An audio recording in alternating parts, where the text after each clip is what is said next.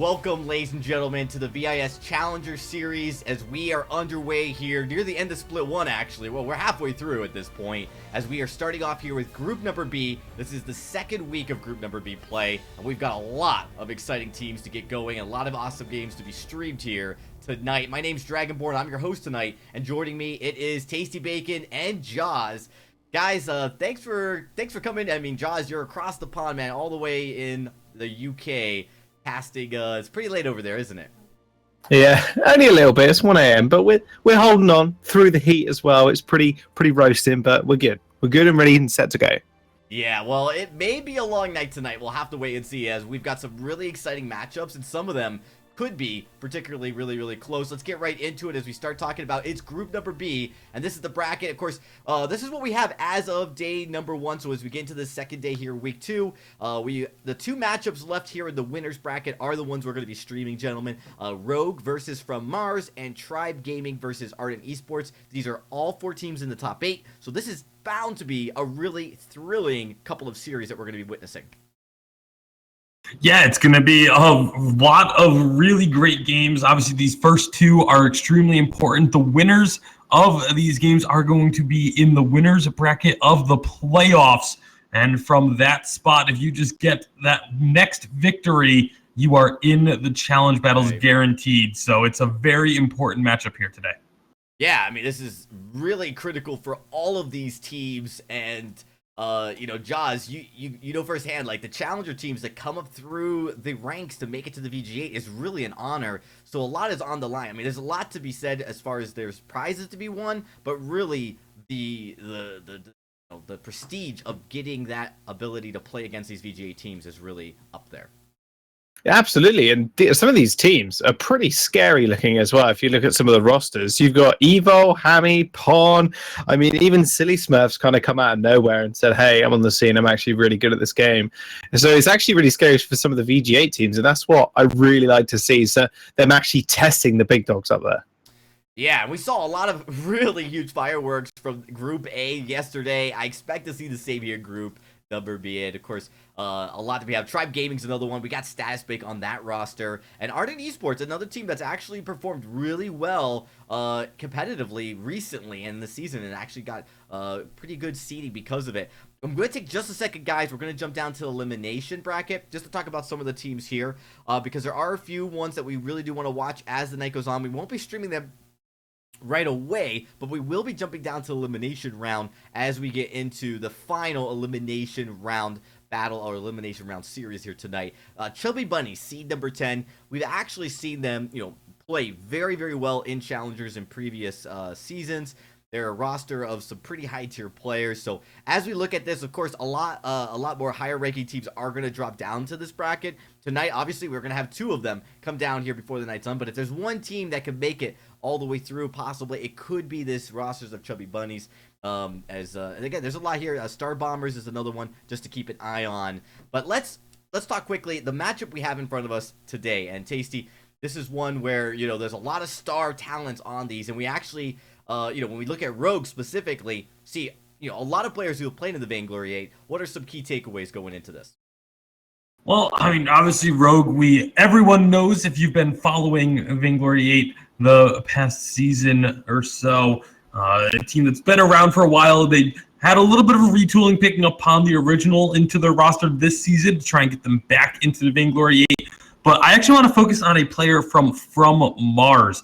This is a team that most of the players, if you look at the roster right now, you may not recognize, but there is one, Silly Smurf, actually joining this team very recently, specifically to try and take down Rogue. So it's going to be a lot of pressure really being put onto Silly Smurf's shoulders to know that you've been brought onto a team for the sole purpose of this matchup, and if you don't perform, then all of a sudden that addition is for naught. So hopefully for Silly Smurf, that pressure is not going to affect their gameplay in any way. Yeah, hopefully not. Well, with that, guys, we're just about ready to start the draft to get into game number 1. This is bound to be a pretty close matchup between these two teams, as we with Silly Smurf coming onto this roster pretty late into the Challenger Cup already, looking to try to boast it. We'll see if it actually plays out the way they were anticipating, or if it is going to be Rogue. I'll be honest, looking with Pond Original adding to this roster, there's really a lot to be said about the improvement Rogue has made from the last season here, and this is likely a team that may be a little bit stronger and a little bit better of a contender going into the Vainglory 8 for the challenge battles. We're just about ready to get going here, and once we do, we'll jump right into the match here.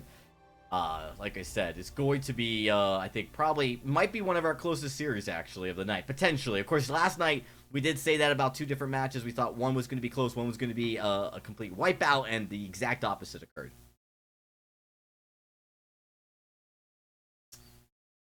Right.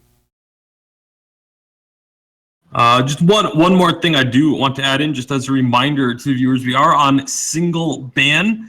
It will switch over to the double ban format next week when we do get into the playoffs. But until then, it is going to be the single ban draft format that you are familiar with in-game on live. And we are also on the live update as well. So this is exactly what you get when you're playing your games on your own.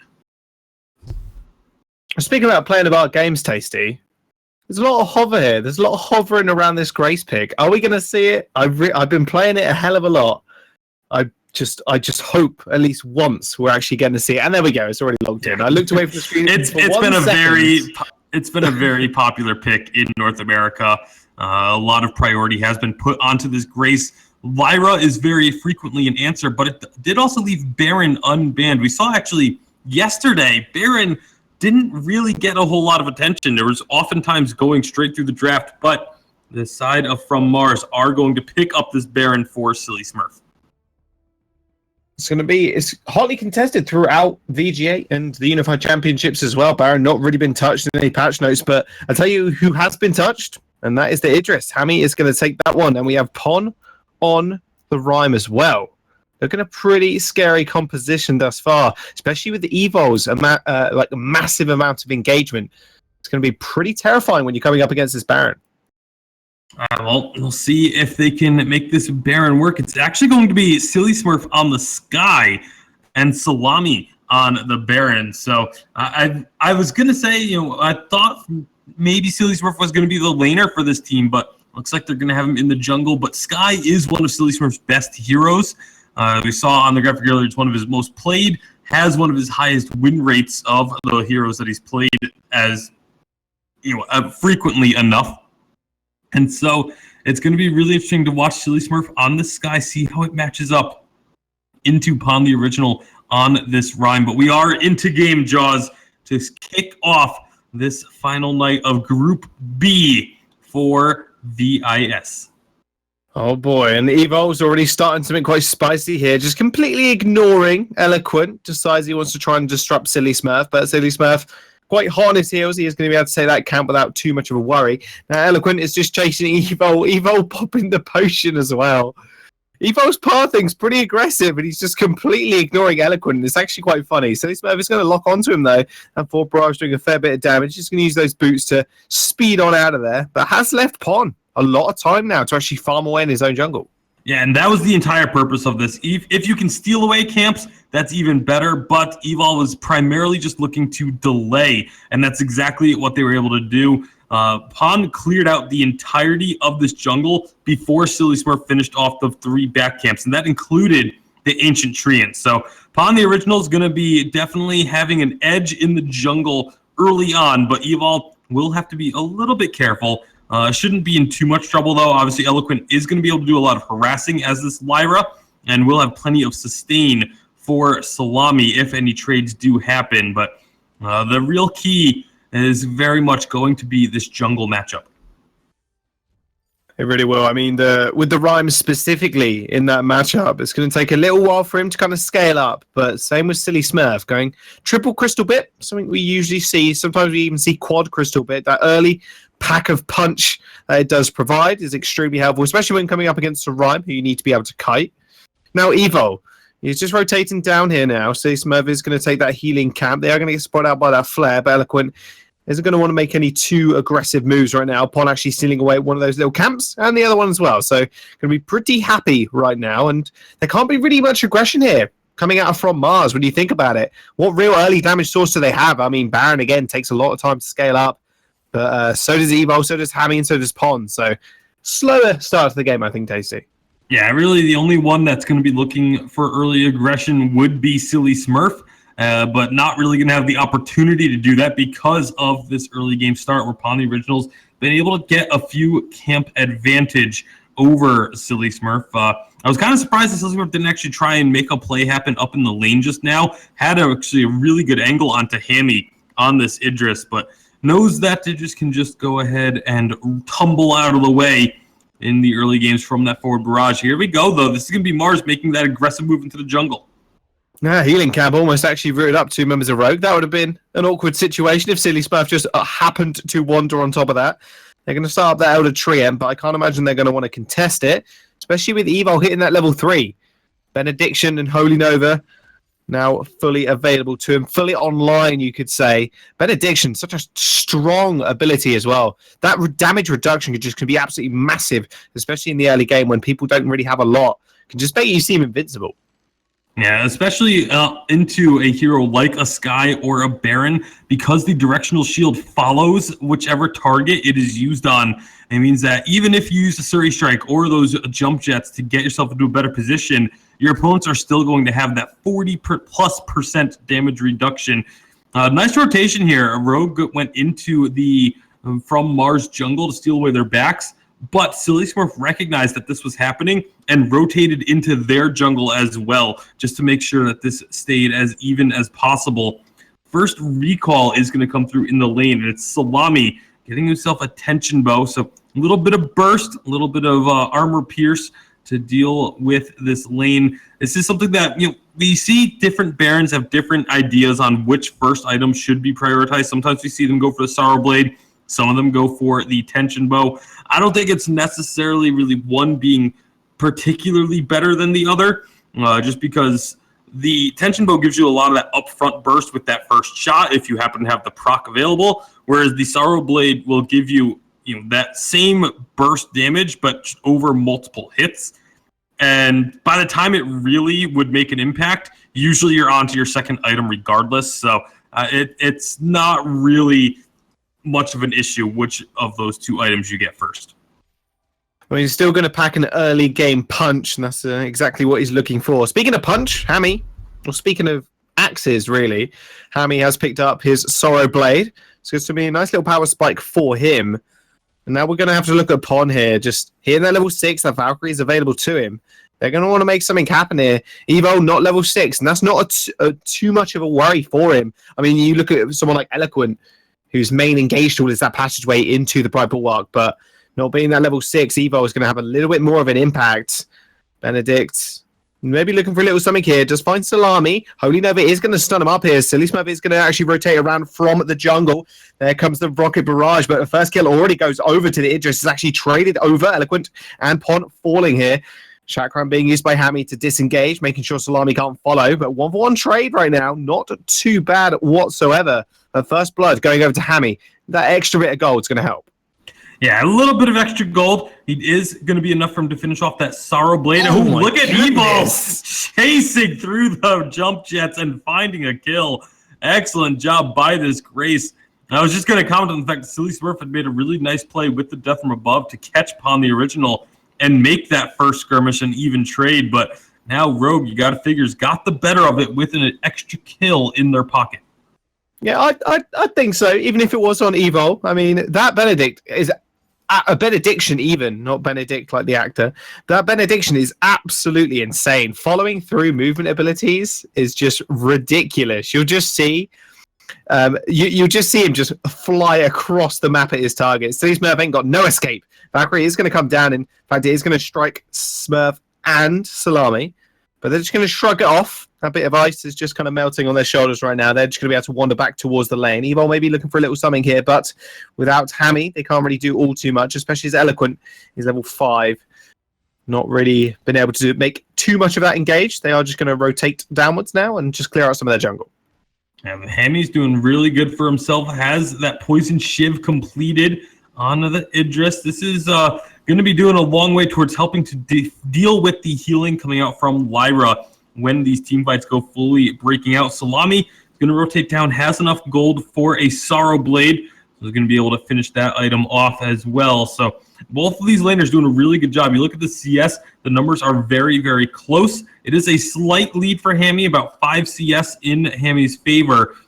But looking at the items, I'm really curious to see these early infusions that Rogue has picked up and if they're going to put them to use here. Well, level 6 infusion for Hammy will definitely pack more of a punch than maybe Salami is hoping for. Like I said, that poison shiv is going to be completed, so it's a little bit extra sustain. So Smurf is here with the 4 barrage. Hammy's going to be able to heal that up, you would have thought. And now Pond just poking with those spires. Now Rogue, they've got all the engaged tools in the world, but can they make them stick? That's the question, especially against this Lyra. It could be very, very difficult. It absolutely can. You can see already going to be healing up. The infusions have both been popped, level 6, level 8 for the side of Rogue. So they're going to want to try and make something happen here within the next 2.5 minutes. It's going to be easier said than done, but they're going in onto Silly Smurf, who's just going to Surrey strike. One of the shortest Surrey strikes I've seen, but still gets out of trouble. Big damage from that chakra.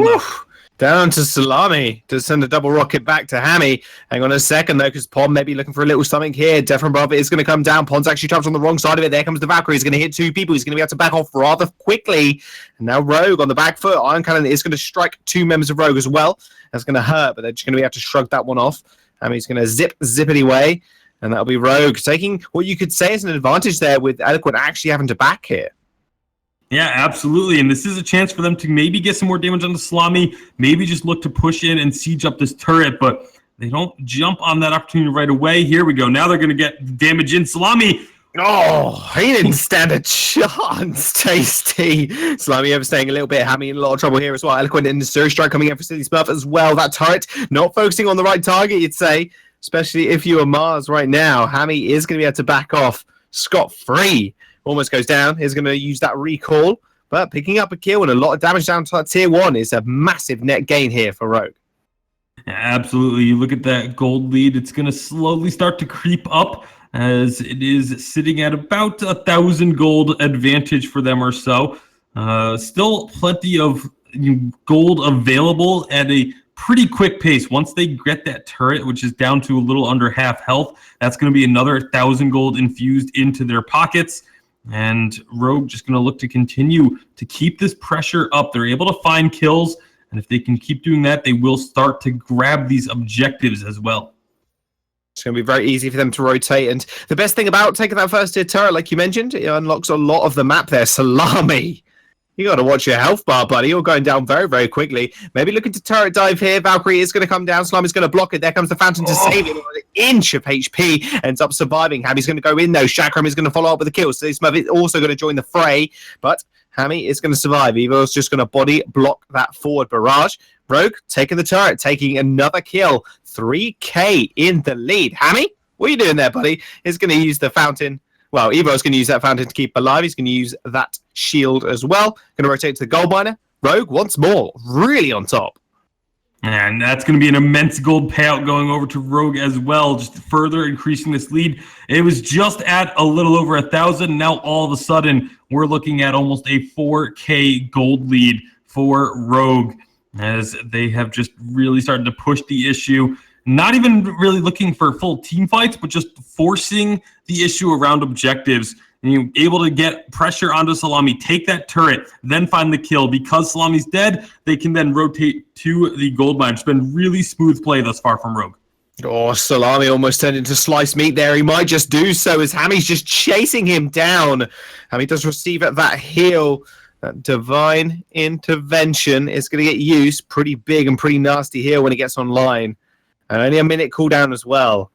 I do love the little cooldown timers now, Tasty. I'm not going to lie to you.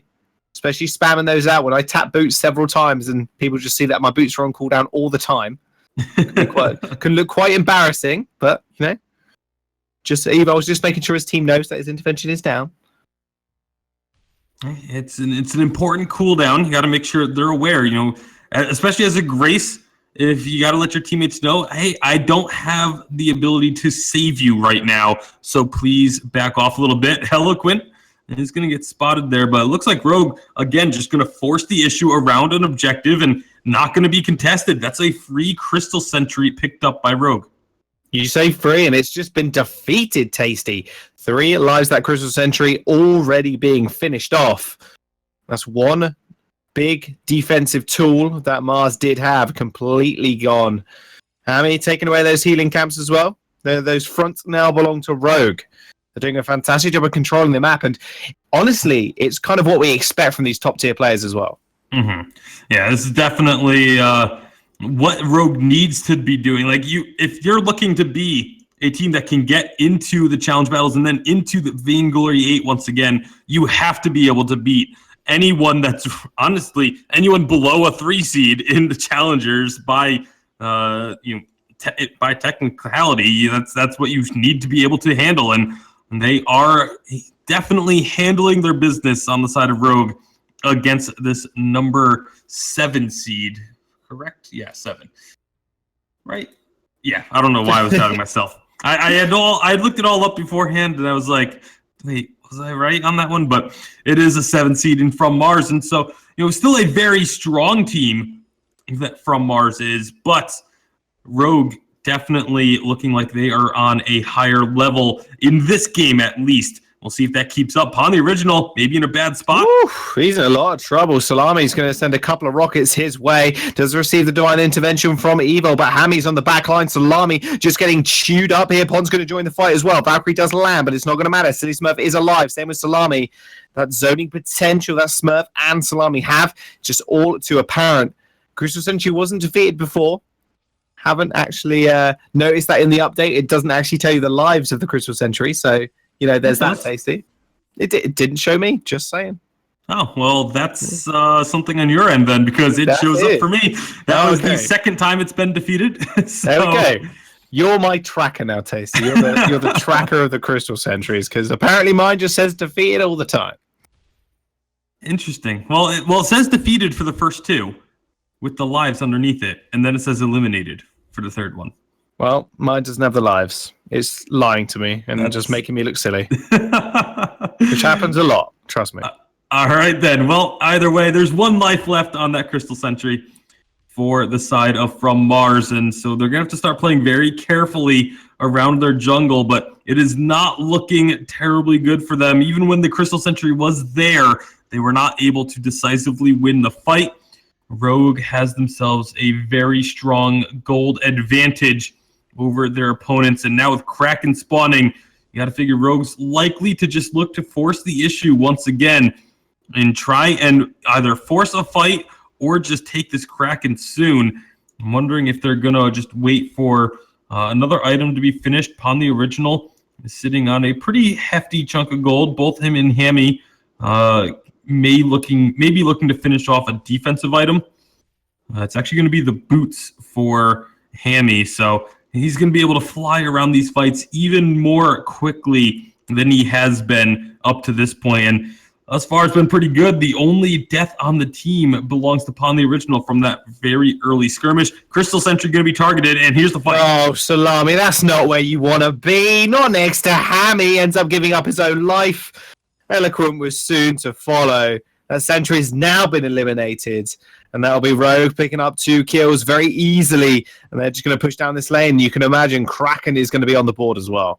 I'm a little surprised they aren't going straight for the Kraken after finding those 2 kills. I think they're hoping Silly Smurf sticks around a little bit too long under this turret so that they can find a 3rd kill and the ace.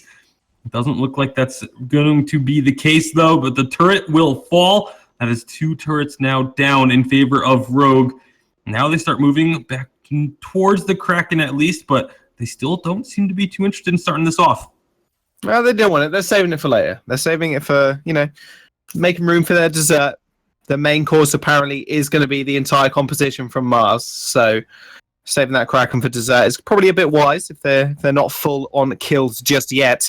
That 2k gold lead is now stretched to 7,000 within 6.5 minutes, Tasty. Rogue really putting the pedal to the metal, just making sure they can end this game out as smoothly and as quickly as possible. And something you could draw a comparison on with the VGA and VIS, especially when you're coming up against teams and players of this caliber, is the fact that they take the game very slow. Not many bloodbaths. And like you mentioned before, only Pon has gone down in this entire game for the side of Rogue, and that was to a very early skirmish. Yeah, they've been very careful about their team fighting. They've been able to really only go in when they are confident they'll be able to find kills. Infusion's going to come out once again. Everyone on the side of From Mars has one active, and there's one in the inventory of Pon the Original. Evil actually the only player that doesn't have an infusion readily available. But are we going to see this fight start up? Everyone's kind of hanging around looking like they want to go for it, but it's just going to be Rogue, again, playing safe. I almost feel like this is too safe at this point. You're just giving a chance for Mars to farm up and try and get themselves back into the game, whereas when you have this large of a lead, just keep the pressure on. There's no Crystal Sentry in the enemy jungle to help them out with fighting. Like, just make a fight happen, win it decisively, take the Kraken and end the game. That's all that Rogue really has to do now. And if they aren't careful, there is that possibility that From Mars just gets farmed up and is able to make the gold have a lot less meaning. I mean, that's exactly what Salami will be at the end of the game. If they let him get that fed, just absolutely beast. Double monocle on the way for him, or Tornado Trigger's actually been picked up. Rogue may be looking for a little fight here. Evil, by the way, did pick up an Echo, something worth mentioning. And now they're going to go for this engagement. That Valkyrie's going to come down. He's just going to miss here. No, it doesn't. Here's 3 people. I was looking at the wrong ultimate, Tasty. That Iron Cannon missed completely. Hammy's in the front line. Is going to get taken out by Salami. Salami jump jetting forwards. Now Pon is on the escape. Same with Evil. Evo did pop that Echo on that Divine Intervention. Pon's just going to get chased down. That passageway is going to get followed through, and he is just going to get chunked out completely. Salami's going to pick up that kill, and From Mars, they might not be the bikers we all love and remember from the 90s, but they're going to take that Kraken. That was wonderful. Joke in there somewhere. I bet half the audience won't understand that joke, but hey. Evo just went down for the ace. And so now From Mars, all of a sudden, like, they're going to get Kraken. They're going to take this first turret. This is huge for From Mars, being able to turn this game around a bit here. It's not going to even up the gold completely, but they are definitely in a spot where they can fight now. And again, this is something that Rogue sort of let happen. They took their pressure off. They backed off. They stopped just forcing fights to happen while they had this huge lead. And now if they don't play this next team fight or two very, very carefully, they are at risk of potentially losing this game. Minus 6,000 to minus 5,000 plus the Kraken. Mars are definitely happy with this one. That first turret going down is going to be pretty important because Rogue, they're going to have to defend this tower with much gusto. And with Salami actually doing a fair bit of damage to those turrets at the moment, just a couple of hits will take it down. Wartries is going to get popped from Eloquent, though. Salami's going to get jumped on once more. Hammy finds the kill first off. Here comes Evo. Divine Intervention on Hammy to give him that massive 800 HP heal. Silly Smurf taking a chakram, but that will be Rogue backing off now. They need to defend their base. That Kraken is just going to make mincemeat of that turret. He's going to find one, but you can imagine Rogue now just going to clean this one up. But Eloquent and Silly Smurf, they got something else to say.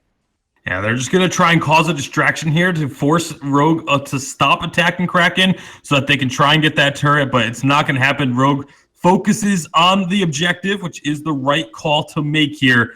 And so From Mars, they're going to get 2 turrets total off of that fight, only 1 with the Kraken. And now Hammy, he's looking to chase.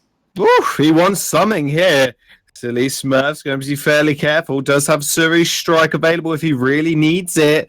That'll be Pon the Original, finding Eloquent. Def and Bruv stunning up 2 people. Suri Strike forward from Silly Smurf. Hammy getting chunked out fairly low. Has to pop those boots. Wartreads is going to get popped from Evil as well. They're going to make it out alive. Silly Smurf once more, using those jump jets to get forward. Hammy, Pon, Evil. They're just going to recall here, just get their health back.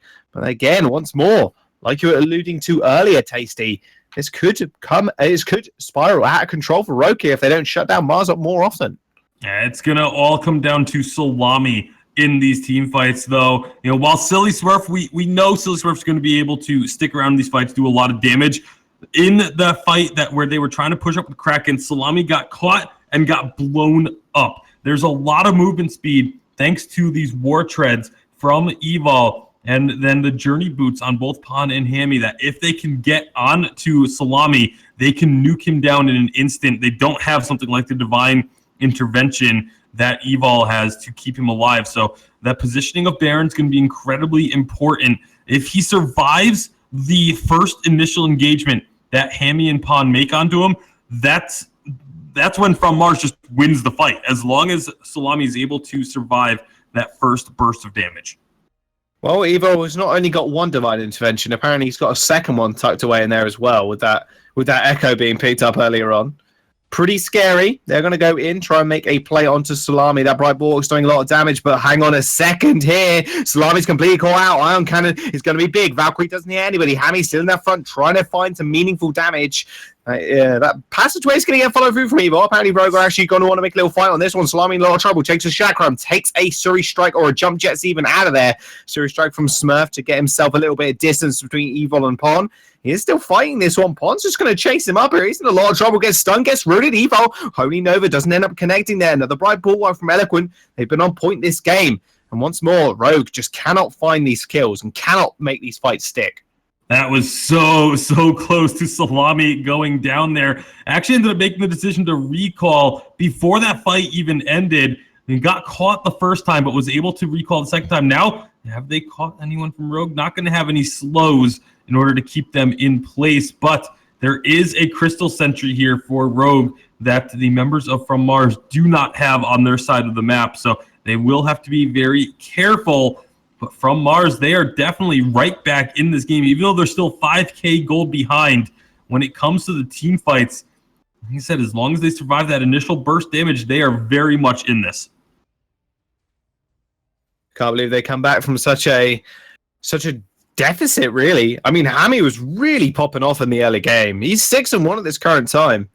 But he is still just dishing out so much damage. But the main issue for Rogue right now is the fact that From Mars have so much disengage, and Eloquent just showing up really big on this Lyra. And like you mentioned before, and like you alluded to actually in Pick and Ban, Lyra is going to be more than likely the counter pick here for players that do want to pick up Grace. The disengage potential is absolutely huge. Speaking of disengage, are they going to be able to do it? Eloquent popping that War Treads, another Bright Bulwark as well to make sure they're nice and safe. Pon and Hammy just cannot make this damage stick. They're going to get out of there. Crucible is going to get popped as well for the small shields. They're going to go for the re-engage. Pon fairly low as well. There goes the Valkyrie, but Salami handling it with the ease. He's just going to cut away from Hammy, but he's in a 1v1. Divine Intervention saves Hammy's life, and now Evil trying to make something else work here, taken very, very low by Silly Smurf. Those 4 barrage damage just doing so much work for him. Pon's going to chase him up. Hammy on the sidelines. Divergent path in. Silly Smurf still kiting back. This guy is either kryptonite to Rogue.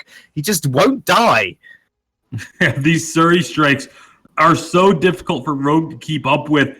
With a triple melee composition, yes, you have some mobility with Hammy on this Idris. You have a little bit of mobility with Evil on the Grace, but it's just so difficult to keep up with a Sky because the Suri Strike is available so frequently that when their gap closes are available, that's when Silly Smurf can just use his Suri Strike, get himself out of trouble, and of course has that slow with the Frostburn on the forward barrage that makes it so difficult to try and chase a Sky. They were able to take down Salami, and they're going to try and take this Kraken. Now they're looking to get onto Silly Smurf. Can they do it?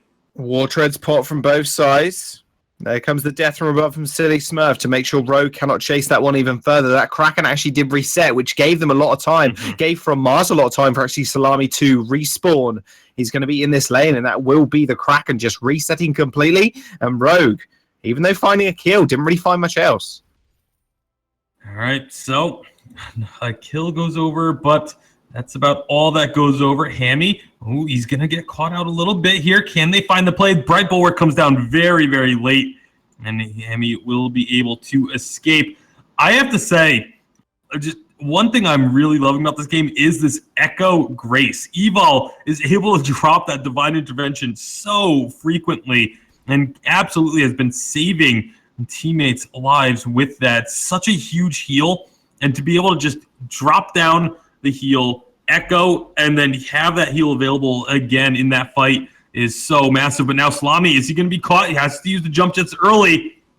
Oh, yes, Salami. Very, very vulnerable right now. That massive heal comes out from the fountain. Chakramashi almost finishing him off there. Another bright bulwark. Divine intervention used on Pawn. Hammy going for the retreat here, but Eloquent says not today. Follows through the passage. Hammy's got gonna be him! the first casualty of the fight. And now Salami just free hitting on Pawn, but Pawn's in the back line as well. Can Evo do anything? He's already popped the Echo. Pawn trapped in between two people. Salami and Silly first take him out, and Evil is on the run from Mars. Are just going to chase Evo down. He picks up the double kill, the ace as well from Mars.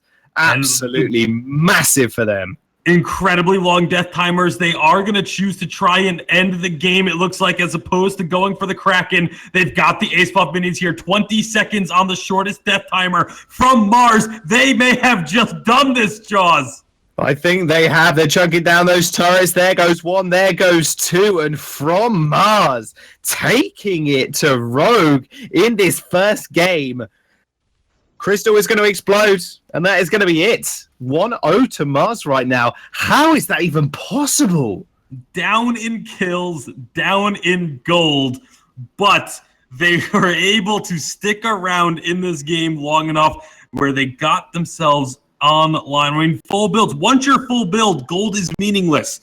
They got to the point where gold was meaningless to them and ended up winning these fights with just better team fight positioning. Rogue got outdrafted a bit. Triple melee into a Sky Baron struggles very, very heavily once the cooldown and the mobility is all there.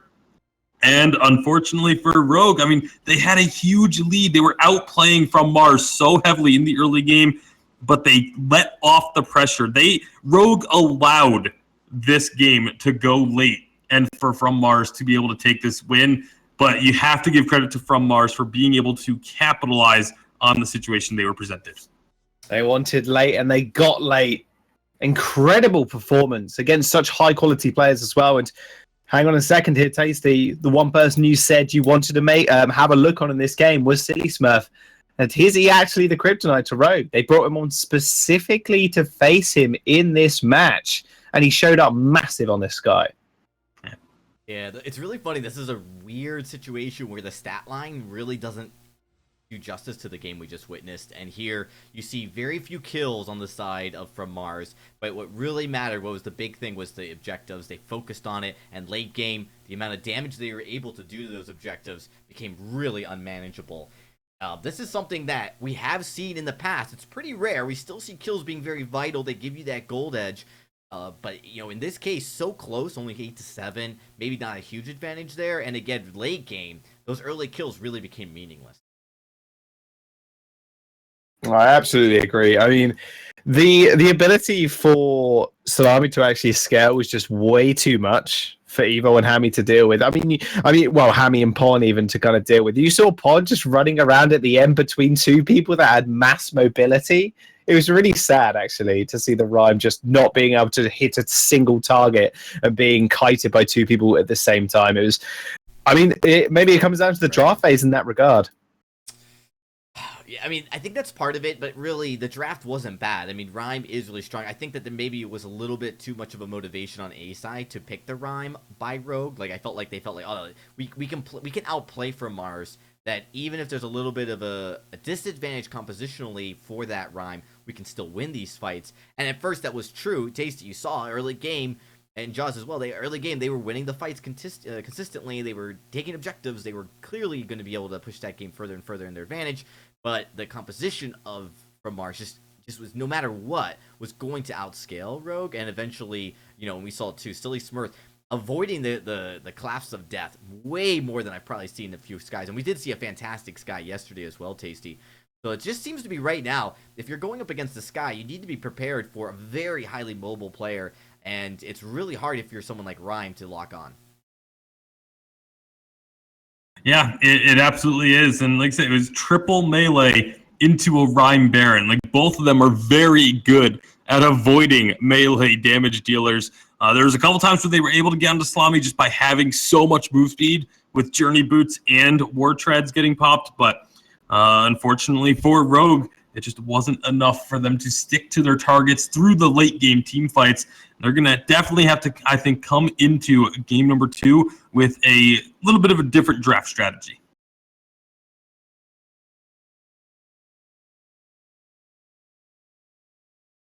Thank you very much. Game number 2. The draft phase is underway. Mars on the blue side. We have Rogue on the red.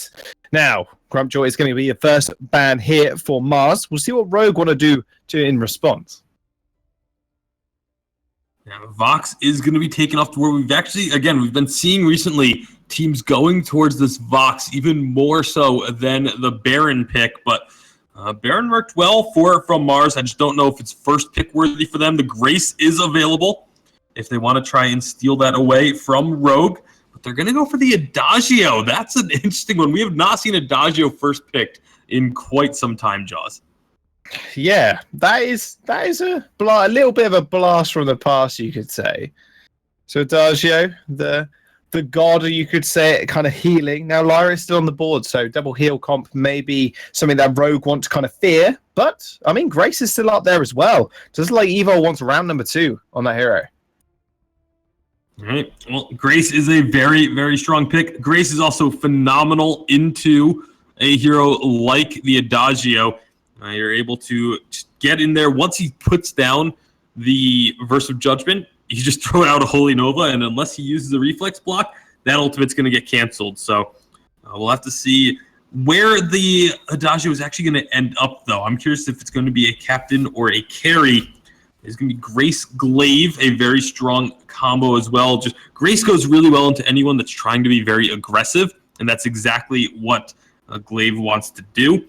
And Sky going to come out once again for Silly Smurf. I mean, I was thoroughly impressed with their play on the Sky in Game 1, so not at all surprised to see it come out again in Game 2. Oof, Salami going true hyper carry this game as well, locking in that Kestrel. So kind of the same composition here. 2 really big hyper carries. You could say Salami on this scaling Kestrel as well. Not so hard scaling like the Baron, but with another healer to back him up in this Adagio. Bit of a different game plan, but same all-round composition, you could argue. Glaive and Samuel will be the last pickups here for Rogue. So, Samuel coming up against this composition. What do you make of that, Tasty? Samuel, I think, is actually really good against the Adagio and Sky a little bit, depending on Sky's positioning. But Silly Smurf has such good positioning that I think that's not going to matter. It's usually a skill matchup between the Samuel and the Sky, who can position themselves better to actually land their skill shots. But I think Samuel does struggle a little bit into a Kestrel, because one of the big strengths of Samuel is the long-range poke, and Kestrel can beat him in the long-range poke game. It is going to be a weapon Kestrel, though, so that those glimmer shots are going to have to be extremely accurate in order to get their maximum damage. Well, here we are. We are onto the fold for game number 2. Can Mars make this a short and sweet 2-0? Or can Rogue come back and maybe take a game off Mars? Mars with a dominating performance in game number 1 towards the late game, but Rogue had such a fiery early game. That's going to be very hard, I think, for Mars to actually, dissuade them. Speaking of dissuasion, Eloquent's actually going to find Evo. It's going to light him on fire. Evo's going to have to be really careful here. Eloquent's actually going to be able to chase up, and Evo not blowing the boots is going to be pretty big, but he's starting with those Dragon Blood contracts as well, so definitely wants to make a big impact early. Yeah, they're looking to be very aggressive on the side of Rogue once again, which they won the early game with aggression in game number 1. They just didn't keep that level of aggression up all the way throughout. So the Dragon Blood contract says, once again, they're going to be looking to try and win that early game. We'll see if they can find any picks using this Glaive and Samuel. Obviously, once Samuel hits level 2, that is a huge power spike for them. They're going to come to the lane and try and make something happen. Drifting Dark. Yeah, Drifting Dark is going to strike a couple of moments from Mars. Salami's still level 1, so not really bothering too much. I'm just going to have to back off rather sharpish. Pops one of those potions. Evo now just standing in front of the minions. It's always quite frustrating when the enemy captain can just stand in front of your own minions. But hey, that will be Rogue taking fair commanding control of this lane. With Pon on this Samuel, it's going to be fairly scary for Silly Smurf to actually go for an engagement. That Oblivion can just separate teams. It can be very punishing for people with mass mobility. Or not very mobility, sorry. Not very high mobility. I'll formulate a sentence. It will happen. We'll get there eventually. We'll get there together, Jaws. But for now, it is just going to be from Mars dealing with that early aggression attempt quite nicely. Salami was able to get a lot of glimmer shots onto Pod and force him away. But now Evil, big afterburn. Man, that was a big afterburn with Evil following it up and Pond to the side. Evo deserved that kill, really, for that amount of follow-up. Absolutely disgusting amount of damage, and that'll be Rogue taking first blood off Mars. Same thing we had last game here, Tasty. They're not trading 1-for-1, though. It's definitely going to be a better start for Rogue. We'll see if they can translate this now into some damage onto that turret. And right now, it is also Hammy with a CS lead over Salami. And the battle of the deli meats going on in the lane for this matchup. But Hammy, another afterburn, not really going to find the angle they were quite hoping for this time. No. I mean, he's going to have to back off. Now, turret doing a fair bit of work in the early game. Eloquent, going to be able to stop those recalls? Nope. No, he is not. He's just going to wander straight past and then realize, actually, they've recalled in that brush. So pretend like you're doing something else. Yep, that's right. Just walking in here, just getting some vision. That's exactly what I do, by the way, as a captain. I'm like, yeah, I was walking here for a purpose. I was just checking for traps. Yeah, that's what I was doing. I mean, you should always be checking for scout traps when you're a captain. That's the most important part of the game is vision. Wandering around for no reason. Silly Smurf takes the Ancient Treant and now going to be rotating up to the lane. Thought about rotating up to the lane, but the rest of the team was recalling. So it's going to be Salami getting back to base, buying some components, not able to finish off a tier 3 item just yet. But Eloquent needs to be careful. Trying to defend this lane on his own takes a lot of harass damage. Yeah. I mean, the poke potential coming out from Rogue is pretty big. And if anybody does miss position, just like Silly Smurf is doing, Eloquent in the front line. Pod almost takes him out with a basic attack. That was very, very close. Going to have to be a little bit more careful next time. Hammy looking pretty menacing on this glaive pickup. Silly Smurf in a lot of trouble, though. Evo, is he going to be able to pick up this kill like he did last time? And she just gets gunned down underneath the turret. But Pond's going to trade that up for 2 kills of his own, so it's going to be pretty big. Hammy actually rotating towards that turret. Salami popping those boots. Hammy going fairly low. You have to be careful. Did use the active camo. Hammy with the happy feet. Salami can't finish him off. Go back to the deli, my friend. Can't just send him to his base. Hammy's going to recall. Same with Pond. Salami, you almost look like the hero we deserved. Very nearly finding a kill or 2 off the back of that, but Silly Smurf giving up his first death of the series, but he did trade it out very nicely. I thought that was just going to be Silly Smurf going down, but managed to find a kill in the process, the first kill from Bars this game. But you look at the gold, they've been doing a good job of making sure that when those few kills have come through, they didn't lose anything off of it. The gold is still very much even footing for both of these teams, as Salami and Silly Smurf going to be stealing away some jungle camps from the side of Rogue and then making their way back up into the lane. See if they're moving as a team, looking for something to happen here. All right, Evo just baiting out one of the ultimates there from Mars.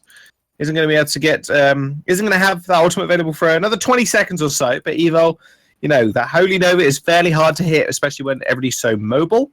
Or at least Silly Smurf is very mobile. Salami can pop the active camo, and Eloquent can just step out of the way, but Holy Nova, extremely destructive. That knock-up, even though I'm right in saying that's the only knock-up in the game right now as well. It's extremely hard to actually reflex block as well. Just the speed it comes out, it can be quite devastating. Well, Salami going to look to push up and has to be careful because the rotation from Rogue, both teams doing actually a really good job of rotating up to lane as their opponents are looking for an opportunity to maybe get some chip damage onto the turrets.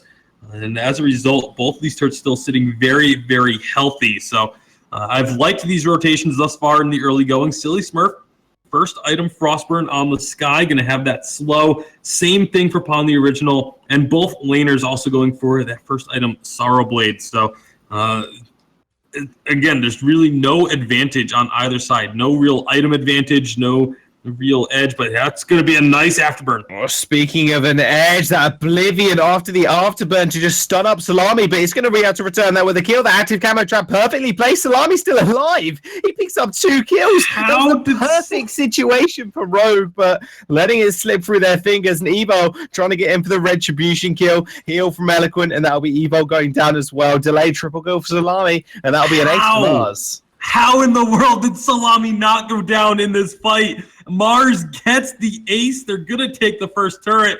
I said there were no advantages just a moment ago. Well, you can scratch that because it's now a 2,000 gold lead that From Mars just picked up off of that trade.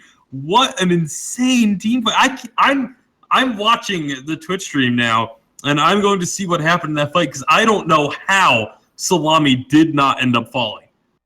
He active camoed on the side, so no one could actually... He didn't pop out instantly. He waited for Hammy to get low, and then just popped in with a glimmer shot. And by the time that happened, Pon had no real follow-up for him. The heal came out from Eloquent, and the potion pop as well from Salami. Just saved his life. My goodness. That was a little bit ridiculous, and Evo just not being able to do much in that fight. No divine intervention for him. It hasn't hit that level 6 yet. That massive power spike is going to be extremely important for him in these mid-game trades. I just watched back. Rogue just didn't attack him. He got put to sleep, and Rogue just didn't attack him. That's going to be a nice afterburn from Hammy to save Pon the original from that one shot. But no one touched Salami once he got put to sleep, and so he was able to get out alive. That is unbelievable. And now it's a 2-on-3 as they push up onto this turret because Pon did have to recall.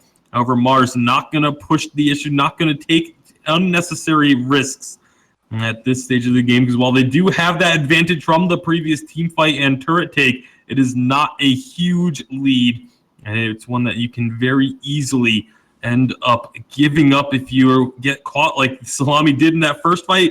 If Rogue just finishes him off, that fight goes the opposite direction entirely. Well, we saw Rogue lose the early game advantage last game. We'll see what they can do this time. Evo maybe looking for a little something here. Once more, Salami pops that active camera trap straight on top of Hammy. He's going to have to retrieve fairly fast here. The fountain is going to get popped on the side of Rogue, and now Mars just chasing this one up. Nice Holy Nova onto Salami, but pops straight back into the active camo. Oblivion from Pon is going to find 2, but Silly Smurf still chasing them. Evo almost falls to the fire. Hammy takes a 1-shot 1-kill as well. 2 members from Rogue very low with Pon only sitting about 3rd HP. Watch out, there's a flare there. Oh, that was very close. Hammy just getting back in time, and Pon just getting chased out now. In fact, Eloquent maybe looking for just the solo kill here. I think he's going to be able to do it. Versus Judgment's going to come out, and Salami's on the other side. One more glimmer shot won't quite hit his mark, and Evil will actually pick up that kill, and Hammy does end up finding Salami as well. Tasty, what is going on in this game? That is From Mars getting greedy. They were able to win the team fight. Beautiful reflex block came out from Salami to not get knocked up by the Holy Nova.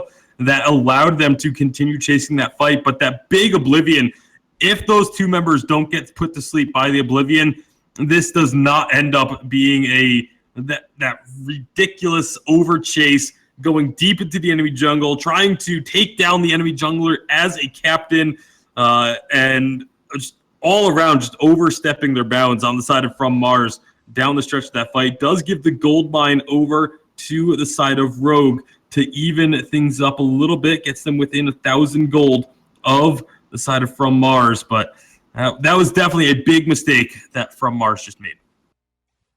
And there goes their early game. Now the gold is almost tied up here with about 1,000 in favor of Mars. Very stark contrast to what happened last game with Rogue sitting about 2k in the lead at this time. Salami is going to find an afterburn again.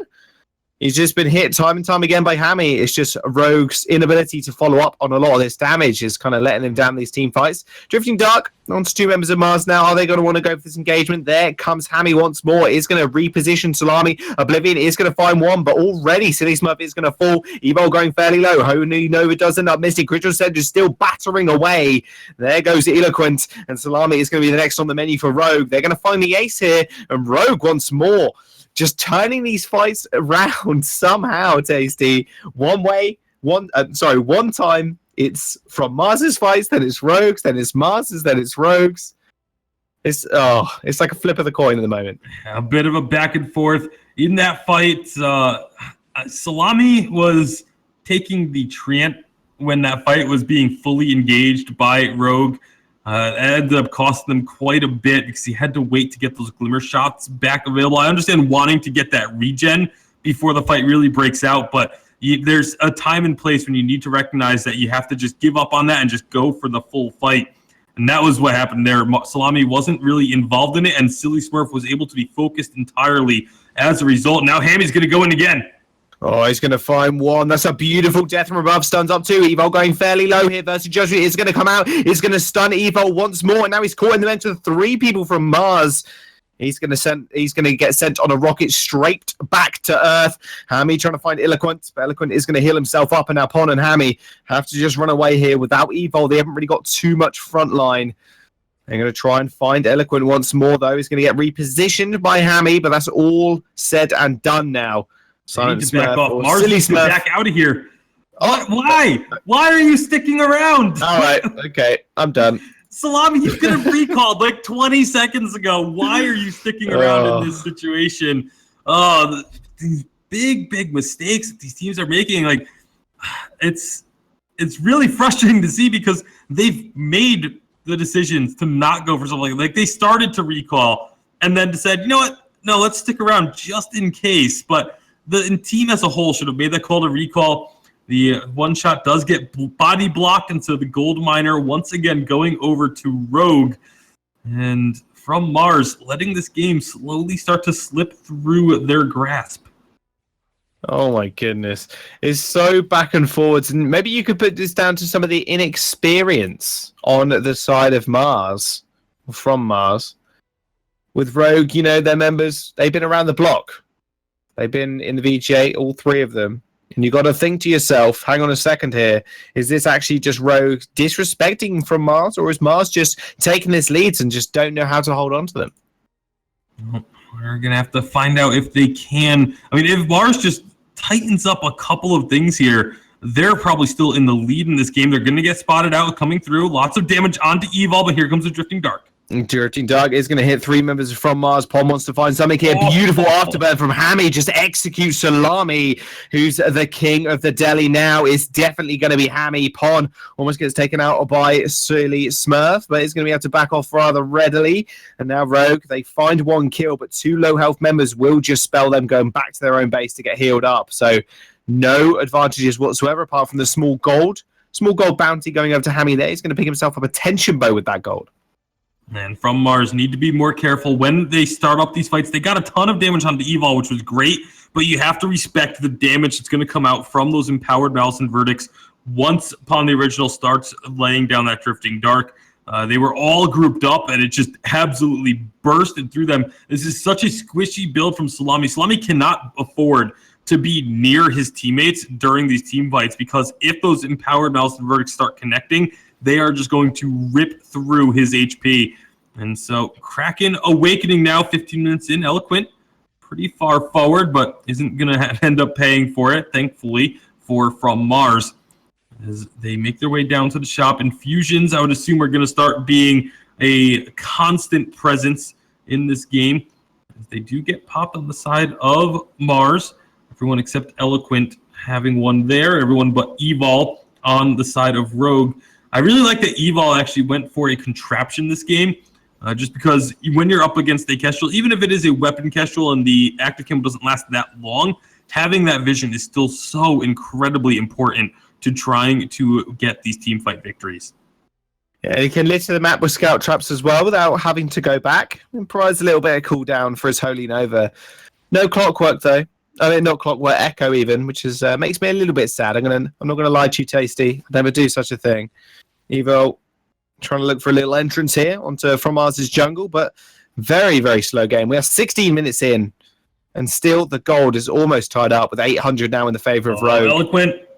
Ooh, might be in a little bit of trouble. Yeah, he's fine though. He's got the heals, obviously, and Silly Smurf is on to the back line here. Salami up in this lane now. How's to deal with that wave coming in? Last game, it was good. It was 6,000 in the lead for Rogue at this point, and now it's only about 800 in the pockets for Rogue. Yeah, From Mars started this game off very, very good. Looked like they were actually going to just start taking team fight after team fight, but a couple of misplays, a couple of misjudgments has led to Rogue being able to take control of this game number 2. Again, you got to love the vision that Evil has been putting down, making sure they have control, not just of their side of the map, but also has been constantly putting vision down onto the From Mars side of the fold as well. Nice drifting dark from Pawn. The original is going to get some good damage out with those Malice and Verdicts. Actually forces Salami to go back to base. And now this is a chance for Rogue to maybe try and start this Crystal Sentry. It looks like they're just going to go right past. Oh, they took out the Crystal Sentry. I didn't see that. Yep. It went down. Yeah, I was looking at them fighting it. I was literally watching them fight it when I said it and thought it was the Treant for some reason. So nice job by Rogue, able to take that objective away for the time being. I think it hurt the Sentry's feelings, if I'm going to be honest with you. If you called him a Treant, it might hurt him a little bit. I mean, the Treant gets to root people. That's pretty cool. Yeah, that is pretty cool, actually. Crystal Sentry just does a buttload of damage. But Crystal Sentry can just see a lot further. That's really his only edge. That is true. the thing that my biggest gripe with the Crystal Sentry is he doesn't actually use his pickaxe to actually hit people. He hits the ground. That creates a little, I don't know what it is, but I don't know, like a little shockwave or whatever to damage people rather than just caving people's heads in with a pickaxe. Might turn the game into like a Peggy 16. From Mars. I thought we were going to go for this, but here we go. Salami wants to go for it. There we go. Salami just gets completely obliterated, liquidated into the ground. Oblivion is going to get blocked here. From Mars are going to disengage. Rogue just carry on just fighting this fight out. They are going to be able to just find a little bit more damage onto Eloquent, but rotating now back towards the lane or towards their own minions to clear them out. That tier 2 turret isn't too damaged, but they're going to be able to get a fair bit down on it now. Now Salami has got 20-second death timer. Pawn, taking a lot of damage from that turret. Fountains are going to have to get popped there, but still taking one of those off the board isn't going to be bad at all for them. And I understand From Mars does not have a frontliner in this composition, but you got to figure your 4 offensive item Kestrel is the last person you want to be making the engagement trying to make the engagement happen. Salami got absolutely caught and just deleted in an instant, like just from 100 to 0 popped. And now Eloquent should be the one that is on the front line to start things off. Again, Salami needs to be playing from a much more safe distance than what he has been doing throughout. Again, on the front, takes the first hit of that of Malice and Verdict. That's going to be a nice crucible onto the but Hammy's going to go for the engage there. A nice crucible on the Oblivion, but still Rogue maybe looking to fight this one out. That was a very, very nice glimmer shot. That one shot, one kill is going to hit Evol as well, but that's going to hit his armor and just pretty much bounce off at this point. He's very, very tanky. Now, with the Kraken being started up here from Mars, with Pon being back in his base, Mars will decide actually it's too risky to go for right now, especially when 3 members of Rogue are up and alive. And that's one of the great things about Grace is they didn't actually know that Pon went back to base, and there's always that risk that Grace just dropped a heal on him and is going to keep him alive. Big afterburn. Oh, big afterburn onto Salami. Can't really find an entrance into this fight, but now he has. Pon just gets deleted this time. His trade is blow for blow. Hammy's going to get chased out here. That 4 barrage is going to be able to finish it off. Oh, disgusting amount of damage from Salami right now. Evo does use that Benedict straight towards that Treant, but that will now be from Mars starting up that Kraken. You can imagine that's going to go over to them. It's going to take a really strong steal from Evol to try and make this the Kraken steal happen, but Silly Smurf says not today. Just going to chase him down, find that kill for the ace, and now Kraken will go over as well from Mars. Are they going to 2-0 Rogue here? They have a chance, but they're going to have to get a very, very strong Kraken push. Still 4 turrets standing on the side of Rogue. So it will require at least another teamfight victory. Somehow, some way, Salami did not go down in that fight. And if he doesn't go down and can get that massive crits off onto Pon the original or Hammy, that we just saw what happens. Well, we will never know. We will never know how he went down because he just. I don't know. I don't know what happened, Tasty. I'm not gonna lie to you. 3 people bundled on top of him, and he just got absolutely deleted. Speaking of deletions, that turret isn't going to be long for the fault. It's going to fall down. That Kraken's going to wail away on it. And it is going to end up going down. Now Mars pushing into the base of Rogue. Still full health bars as well. So Oblivion is going to come out. 2 people actually going to get slept here. Here becomes the engagement. Wartrez is going to get popped. Salami is going to use that active camera to get away. Very, very low right now. Evo now is going to jump on Silly Smurf, but still getting healed up from Eloquent. Did pop that fountain on both sides. So now Rogue, health bars in their favor. But Mars, they still have that Kraken pushing. It's going to take one of these turrets down. They're going to need to do something very, very fast. Eloquent does get stunned up once more. There's the reposition on Silly Smurf. He does end up falling. Divine Intervention is going to get used. There comes the Divine Intervention and the ultimate as well coming out from Eloquent is going to end up missing. That Kraken's going to fall, and now Rogue still in this game. 40 seconds on the death timers, but it is only 1 turret remaining on the side of Rogue for From Mars to have to push through. Evol's going to go up, immediately start trying to take care of this vision game, get vision control back in favor of Rogue once again, but he's actually missed a couple scout traps. Thankfully, his team is following up behind him and popping those. I'm not sure how much Rogue is going to look to take off of these death timers. They have plenty of time to take this Crystal Sentry out of commission for the next couple minutes, and that's exactly what they're going to do. Unfortunately, they didn't get the, you don't have the ability to really push your opponent's turret after you win a team fight in your base like that. If you don't get the ace, even if you get the ace, if Kraken is alive, you don't have any of those ace buff minions to come and help you push either. So it's not going to be a ton gained from Rogue off getting that kill, but still taking up that sentry for a little bit means you have a little bit of safer time. And look at how many scout traps Evol put down in the From Mars jungle. Too many is the answer to that one. There's no such thing as too many. There's literally no such thing as too many scout traps. Yeah, you aren't wrong. I'll give you that one, Tasty. Well, when the map looks like that, maybe it's too many. Or when someone just piles your base with them, maybe it's too many. But still, Mars, they are still in this game. Same with Rogue. Only 1 turret remains for Rogue, though, with 3 remaining for Mars. It's a very, very tough and scary situation now. For both sides, really. We're getting late into this game. So one team fight could end up deciding it. Oh, Salami. Salami's going to get spotted. Now he's in trouble. Blocks the afterburn. Nice block on the afterburn. Hammy almost found his bread to his sandwich in Salami. But Salami does end up getting away. And that's going to be a big win for Mars here. Going to force actually all the members of Rogue to back off. They're going to be able to clear some of these scout traps now and take away some of their fronts. Yeah. Clearing out these scout traps, incredibly important, again, for Salami to be able to maneuver around these team fights.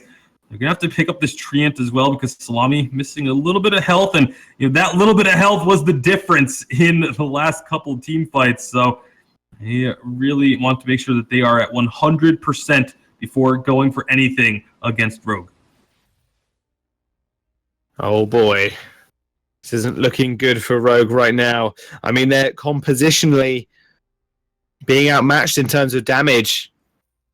And one thing you could say about them at this current moment is Mars have just had the superior engages, or at least the disengages. The counter engages. Yeah, counter engages. That's a good way of putting it.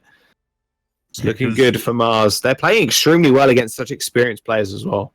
Yeah, I've been thoroughly impressed with the way that they've been able to maneuver around these team fights. Again, if Salami, it's very similar to game number 1, like you mentioned during the draft, where if Salami survives that initial burst of damage, the initial engagement, then all of a sudden From Mars seem to have the advantage, but this could be trouble.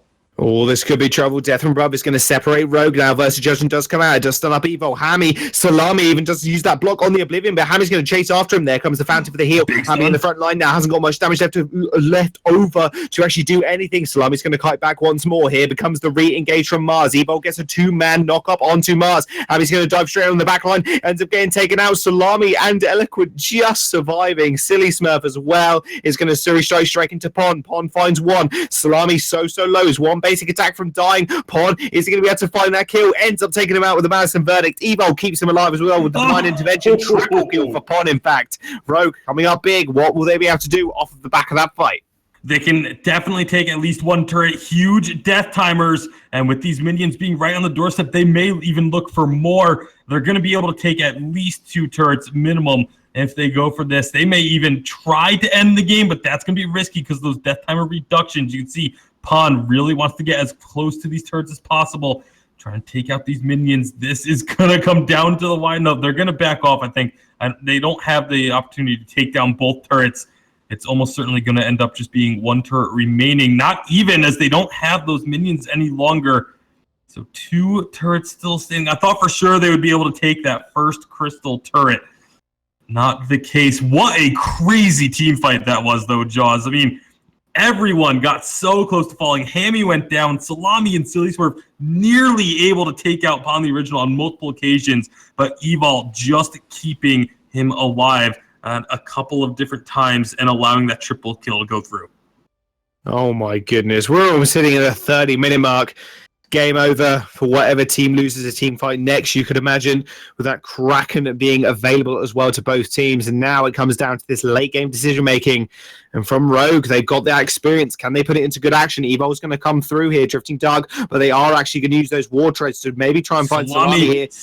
Going for the reposition. Salami is on the sidelines here. Oblivion is going to come out. It's going to get blocked. There we go. Sorry Strike does end up saving Silly Smurf's life. Versus Judgment, here's 3 people. Now the fountain is going to get found as well from Rogue to keep them all alive. First casualty is going to be Salami. Now they're chasing down Eloquent. He's got a mortal wound. He can't heal as much. Now Silly Smurf using that Sorry Strike to reposition. Ami in the front line. Double kill for Bond. There we go. 1, 2, 3. Almost falling for Mars. Rogue very, very low. Evo using that divine intervention, giving Hammy a nice 800 HP heal. Afterburn into Silly Smurf. This could be Rogue finishing this out if they can find the kill. They do find it. The ace comes through. 2 turrets remain and 28 seconds on the clock for Salami. Are Rogue going to be able to do it? They should be able to. With all 3 members, they don't need to wait for the minions. They're going to go for it. Salami, I don't know why you're trying to make this push happen. Like, you're trying to sneak into the base as Ketchel against someone who has a contraption, you know there's going to be vision down. It doesn't make a whole lot of sense to me that they went for this. The Ace Buff Bane's coming in now. The respawn is going to happen, but it would be a 3-on-2 with just the crystal left, and I don't see Salami able to stop this push happening. And Rogue will take game number 2. An absolutely insane series thus far here. The score line does not do this game justice, 19-9, but Mars were right in this game up until the very end. Oh my goodness, what a close spectacle that was. Game number 3 is going to come up soon as well. You got to think, are they just going to ban away Silly Smurf Sky because it's causing them such a nuisance in these team fights? Yeah, I mean, game number 3 will open up, I think, the draft a lot to a different few other options. But the problem is, Jaws and Tasty, is taking away the Sky means you give up so many other heroes in the draft. You open the compositions up for the side from Mars. It's a risk because you're gambling that Smurf Sky is his best. And, you potentially, when you go over to A side again for Rogue, you now are like, all right, if you ban Sky, you are now leaving open Baron or Grumpjaw. And the compositions just really become more harder to gauge on what you're going to deal with going into the next game. That was a crazy game, guys. Absolutely wild as we see, Rogue evening this up. And, man, it was really, really close. This is definitely one of the closest series we have seen to date. I mean, over the Challenger series, there's a very...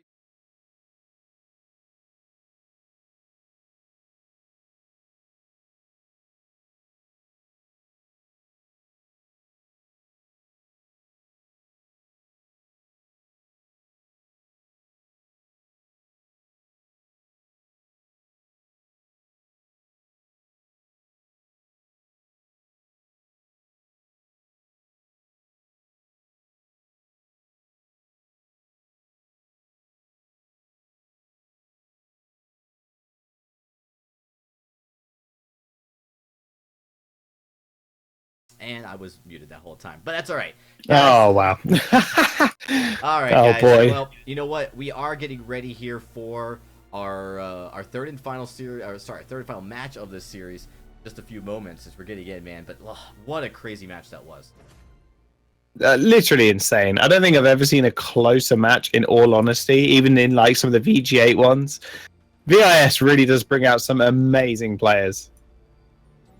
Yeah, and like I said, the kill count of this game did not do the actual matchup justice, because this was so much closer than that scoreline would have you believe. Unfortunately for the side of From Mars, just some positioning and decision making down the stretch really ended up hurting him. And right away, Rogue taking that Sky off the board, saying, Silly Smurf, if you are going to beat us, you have to do it with something else.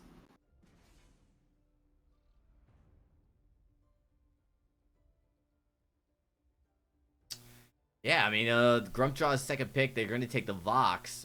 This is an interesting conversation. Giving Grace and, they could give Kestrel or a Baron over to the side of From Mars is a little interesting. Yeah, well, From Mars didn't go for the Grace when they had the opportunity to in game number 2. So I think Rogue was maybe hoping that they wouldn't pick it up, but it is going to come through.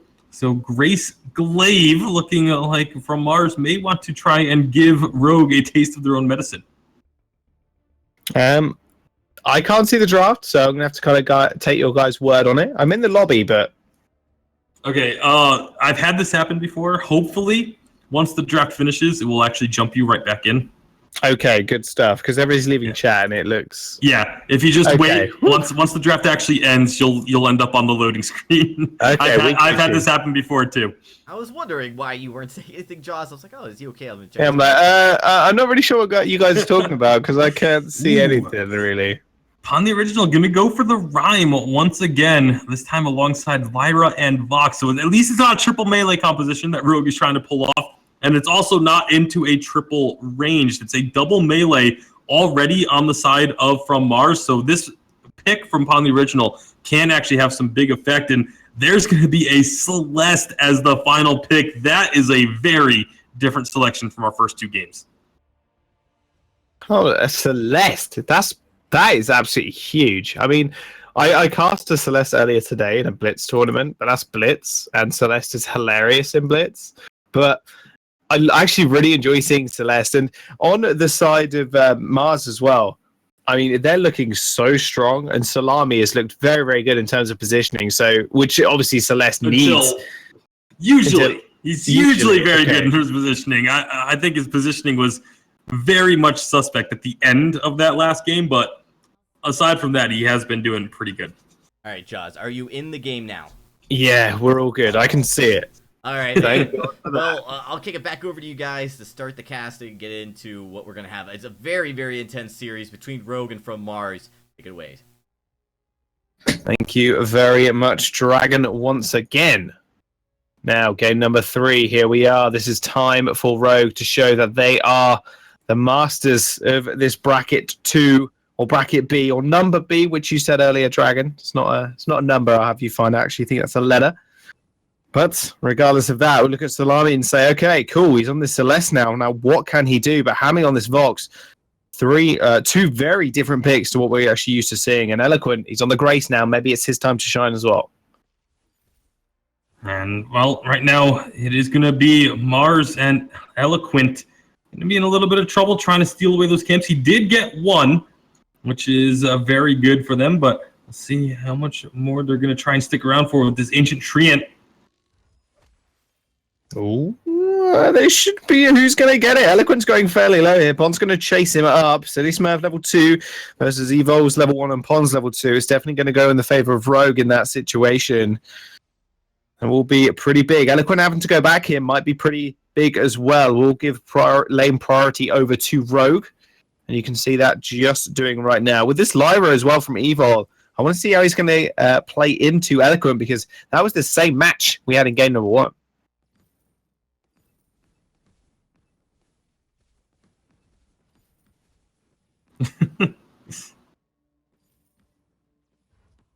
You all right there, Tasty? We good?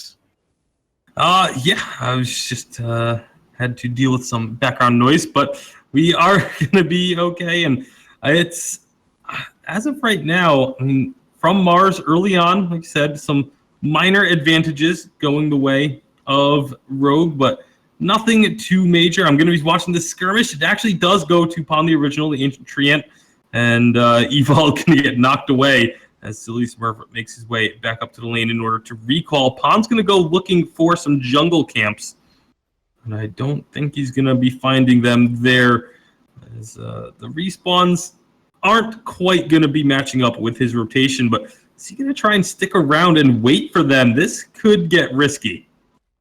That's very, very sad for Pon. He does get rooted up, which he does, but Smurf's going to be there. He does get the treant as well, so that's a little bit of healing at least on his side.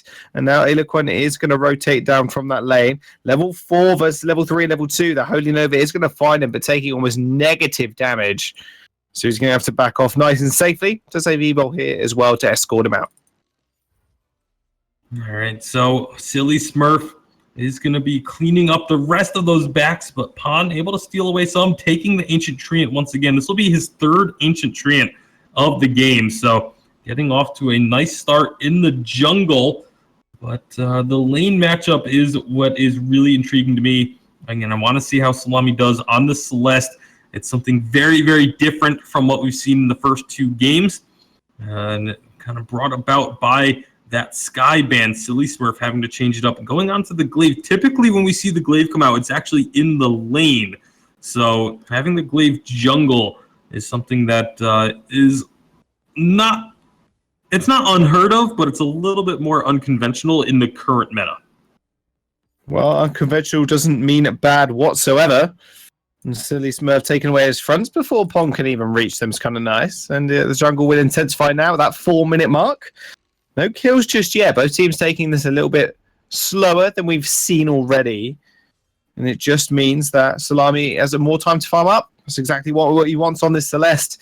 And with the defensive protection from Silly Smurf and Eloquent coming into the mid-stage of the game, if she is undisturbed in this farming, in this early stage, it can be turned into a very, very nasty set of work. As we all know, Celeste ahead, especially in mid, can be extremely punishing. I'm a little bit surprised that Eloquent has been sitting up in the lane pretty much all game. Typically, when you have a Celeste, you want to try and get as much experience onto the Celeste as possible, get her to level 8 as quickly as you can. But it's going to be a little bit delayed because it's obviously, the standard is to have your captain up in the lane at all times. But typically, when someone is playing the Celeste, they either rotate it down into the jungle for a couple of rotations just to get extra experience, or they rotate the captain down into the jungle just to allow the solo experience in the lane to go over, which is what they're doing now. Yeah, exactly. That solo XP is extremely important. Is it that level 5 mark as well, with a tiny, tiny XP lead? But it all matters, especially if you can hit those power spikes early as well. She's going to rotate down towards the shop now with Eloquent just holding this lane, holding the wave in place. Nice big pick up there from Salami. He's going to be able to pick up that Frostburn. Especially that early deterrence from Hammy is going to be fairly important. Hammy extremely mobile on this Vox. Again, not a pick we're too afraid to miss, I think, is the correct way of phrasing that, Tasty. We're never not going to see Vox.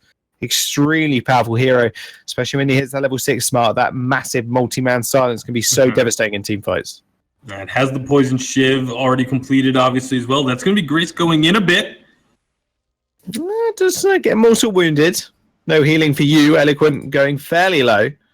But no, he's going to be able to back off. And now Rogue taking the decisive movement here. Are going to take away that Treant. In fact, Silly Smurf with the auto attack cancel is actually still that way instead. Out of the noses of 3 Rogue members, mind you. That was a risky contest from Silly Smurf. He's got to be happy he didn't get caught at all while trying to do so, but he's going to be able to preserve his own jungle. Rogue does have about a 500 gold lead, and that's pretty much entirely just from farm advantages. They have a small edge in the jungle. And Eloquent's been found by Pon. That Crystal Sentry is going to be wailing on her as well. The rest of Rogue are going to rotate down. Yeah, Valkyrie is going to land. That's going to be first blood. It's going to go straight over to Pon. Massive position there from Eloquent. The Valkyrie seemed a little excessive. Just gonna go ahead and say that. You gotta find the kill somehow. But I'm pretty sure they would have been able to secure that kill regardless. However, now it is going to be Goldmine going over. It gets contested, nearly stolen, but it does go the way of Rogue. So gold lead is going to start to appear now at the 7.5 minute mark. Wow, that was a little bit close for comfort, I think you could say. But hey, Silly Smurfy got away with that one. I'm pretty sure he can get away with anything at this point. Silly Smurf's been extremely effective on this Sky Pick, but on this Glaive now, he's going to have to look for some sneaky maneuvers, but Salami still farming up rather nicely. Now Hammy picking up that early infusion, looking to fight. And you can see a little bit of that gold difference showing up in the captains. Evil able to finish off the Crucible, whereas Eloquent is still going to be quite a ways off. Did upgrade the boots to level 2 first, maybe looking to get the War Treads as a second item, but it's still, either way, going to be a fair distance away from being able to finish that. Rogue is at risk of getting collapsed upon here. They're going to try and jump onto the Celeste, who just uses those boots and runs away to safety. Yeah, that core collapse, especially in those tight corridors, can be very, very easy usage for the disengage there. The passageway from Evo maybe misplaced a little bit, but regardless of that, now Mars still looking to farm up. Extremely slow game, even though with that one kill going over, Rogue didn't really find too much else after that. All right, so Rogue trying to put some pressure on this turret as well. That's going to be some nice damage on the pawn, but not going to be enough from Mars to pull the trigger. They're definitely still going to be waiting for a few more item spikes. Celeste is getting close. Once she hits that level 8, is going to be very, very strong. Has the 2 items completed, as well as Hammy. Silly Smurf is getting close to finishing his second tier 3 item as well. So pretty good pacing from the side of From Mars as far as their items are concerned. Like I said, there is about a gold, 1.5k gold lead for Rogue, but they haven't been able to translate that into an item edge. Silly Smurf has his infusion running. So you got to wonder if they're going to be looking for a fight, but at the same time, Rogue with 2 infusions of their own. These early infusions have become something we've been seeing more and more frequently from these teams, especially in the challengers. And it's something that's, I think we're going to start seeing more and more often at the top level of play as well. It gives you a little bit of an earlier power spike for just a relatively small gold investment. And as long as you don't just give up kills while you have that infusion running, then you are going to be okay. I mean, those infusions really haven't worked, although Passageway is going to get opened up as well as that Bright Bulwark. Already a kill goes over to Hammy. That'll be a nice kill on Salami. Silly Smurf having to actually afterburn away. Didn't really see that coming whatsoever. And Rogue actually putting the pedal to the metal. They're going to be able to take this first turret off the back of that one as well. Beautiful engagement, getting right onto Salami. Celeste doesn't have any sort of escape tools or survivability in her kit. And so that was one of the ways that Salami was able to survive the engagements in games 1 and 2, was being able to pop in, either use jump jets or pop into active camo. Doesn't have those resources available on the Celeste, and that's going to be a big concern From Mars. If they just look to constantly engage onto Salami, they should be able to find that kill, and because you don't expect Celeste to end up building very much defense either.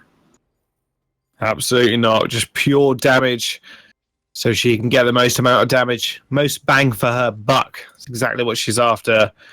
But now, Mars are trying to seize this tier 1 turrets. The problem is, with the amount of engaged tools that Evol does have in about 6 seconds, can be extremely punishing for Salami. Only has those boots available, but you got to say, like we mentioned and talked about earlier, Silly Smurf and Eloquent do have a lot of potential to disengage for Salami.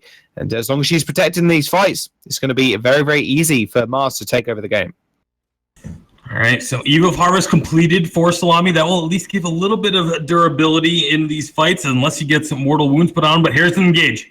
Here's the massive engage. Once more, Passageway is going to get followed through. Eloquent in the front line. Salami gets Valkyrie. This is going to get silenced as well with the wait for it. And now the massive Solar Storm is going to come out from Salami, but it missing all the members of Rogue means they cannot follow anything else up. Pawn and Evo taking a little bit of a risky route here. Evo, you're in a little bit of trouble. It does have that sigil for the speed up in a bit as well, and still has that fountain if she does need it for emergencies. That's the ticket for Mars. Keeping Salami alive is going to come from this Grace. Eloquent with the Holy Shield and Divine Intervention was able to keep Salami topped up despite the engagement from Rogue.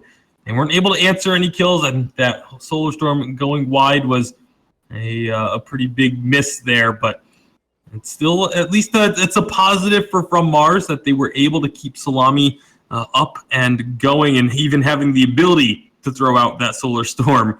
As again, if those divine interventions don't come out in a timely fashion, Salami goes down very, very quickly. I mean, that's always a nice positive, Tasty, when you can actually get your ultimate out in a fight. It's like, okay, cool. I managed to actually get my ult out without actually me just dying on the spot because of the ridiculous engage from Rogue with that passageway. That's always a nice thing to think about, I think, if you're Mars right now. Absolutely is. Well, let's see if the Helio spam has begun. With that Eve of Harvest completed, especially a little bit of energy regen. More infusions going to be coming from the side of Rogue upon the original with a level 12 infusion active. That's going to be a portal engage. Big portal engage, big wait for it as well. They're going to jump straight on to Salami once more. His health bar just getting chunked out. Divine Intervention coming out from Eloquent to keep him alive, but it's not going to be enough. And now Silly Smurf just in amongst 3 members of Rogue. Eloquent as well, just trying to get away. Everybody was just on top of Salami at that point. It was hard to actually see what was going on, but we knew exactly what was happening as soon as we saw Salami was going down. Their only massive damage source, Silly Smurf falling as well. That will be a turret destroyed for Rogue, and this is looking very, very good for them in game number 3. Yeah, absolutely. 4-0 kill advantage, but the gold lead is what's really important. Now going to be increasing that even further with this gold miner take. I don't see that one being stolen at all. No chance to even get in there to try and make a steal happen. And it is going to be a 5,500 gold lead for the side of Rogue. Null Wave Gauntlet getting picked up by Evil as well. And you got to figure that's going to be getting thrown onto Eloquent to try and prevent the Crucible and the Fountain from being used. It's all just an effort to make sure that Salami goes down as quickly as possible. It's definitely an item we don't see every single day, but yeah, like you said, soon as Salami gets shut down, done Zo, done Dunyan Rings, done Zarelli, however you want to put it. You could probably fit in a couple more meat, like deli meat related jokes. Done. Can't think of any deli meats off the top of my head right now. Not gonna lie, it's quite late, so you've got to give me a little bit of slack here, Tasty. You get a little bit of a pass. All right, good stuff. Time. But good for stuff. now, Rogue is not going to be looking to give a pass to from Mars, as they are going to set themselves up. It looks like they want to make an ambush happen here. This is a risky spot for Eloquent to push up. Not going to flare out the brush that they're waiting in. Spooky stuff.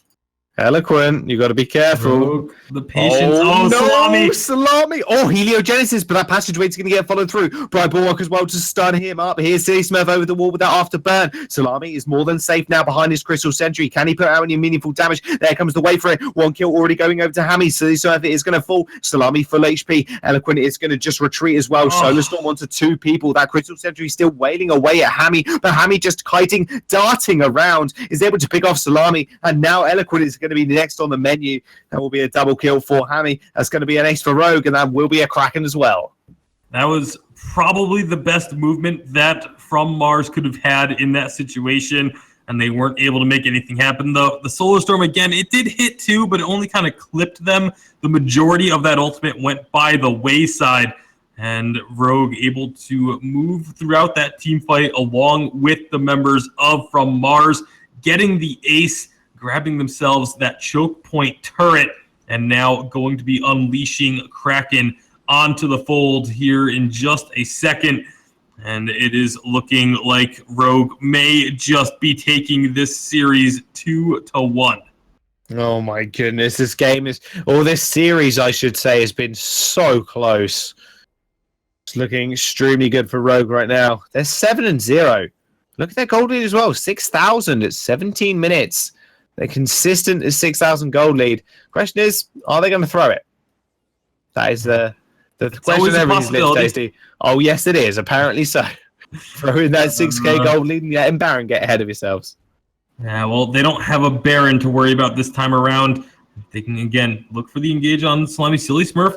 It's going to get a little bit of damage upon the original. I feel like Silly Smurf really needs to focus on trying to get onto Hammy, but here we go. Well, War Treads are going to get popped. That passageway is going to land Salami in the thick of it all. Nice 600 HP heal there coming out from Eloquent. That Divine Intervention saving him. One turret's going to fall. That Kraken still on the field. You see Rogue now just trying to focus that turret. 3-man Holy Nova from Eloquent. They managed to take out one. Salami gets his first kill on the board, but they're just going to go for that Vein Crystal. That Kraken still waiting away as well. Can they take it down in time? Evo trying to distract, and I think that's going to be game. Rogue taking the series 2-1. Ooh, what a series we just got treated to, Jaws. Rogue really stepping up in game number 3. Once they took Sky off the table from Silly Smurf, and it felt like From Mars was just a little bit lost in where to go with their draft and how they wanted to make it happen. So Rogue, they escape this matchup with the victory, and they are going to be moving on into the playoffs. At least for From Mars, they are not eliminated just yet. They will be dropping down into the elimination bracket and do have another chance at getting into the VIS playoffs. Wow, what a series that was, guys. And, I mean, From Mars, the first 2 games really looked like they were holding Rogue to every mistake Rogue made, to actually, I think oppositionally, that Sky pick really challenging for Rogue to deal with. So banning it away, we talked about it was a risk because it opens up a few other heroes, but no Baron comes out from the side of Mars. It looks like that's just something they don't feel like they can play well. And honestly, from the get-go, Rhyme into the Glaive, I felt like they won this composition on the draft, and they were able to play much better, much fewer mistakes, and really, that speaks a lot to Rogue to be able to keep it together. I mean, absolutely. Maybe it did come down to the draft in that respect. I did really like the Grace pick. No Echo, though, which is something I'll always be kind of sad about. But Rogue, maybe their experience today did kind of shine through in that fact. Those late-game decision-making team fights just worked out so well for them. And a bit of a slower, more controlled game from them just closed out the series nice and tightly. Absolutely. Well, we are going to get ready now for our second series of the night in just a few moments. And we're going to take a quick break while we get prepared here at the VIS desk. So make sure you guys don't go anywhere. It's going to be Tribe Gaming versus Ardent after this short break here in just a few moments.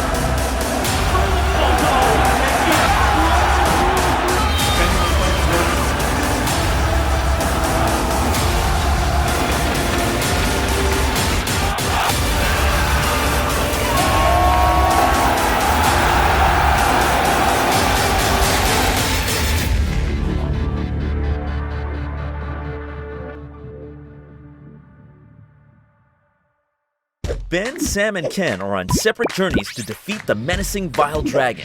But let's just say luck isn't on their side.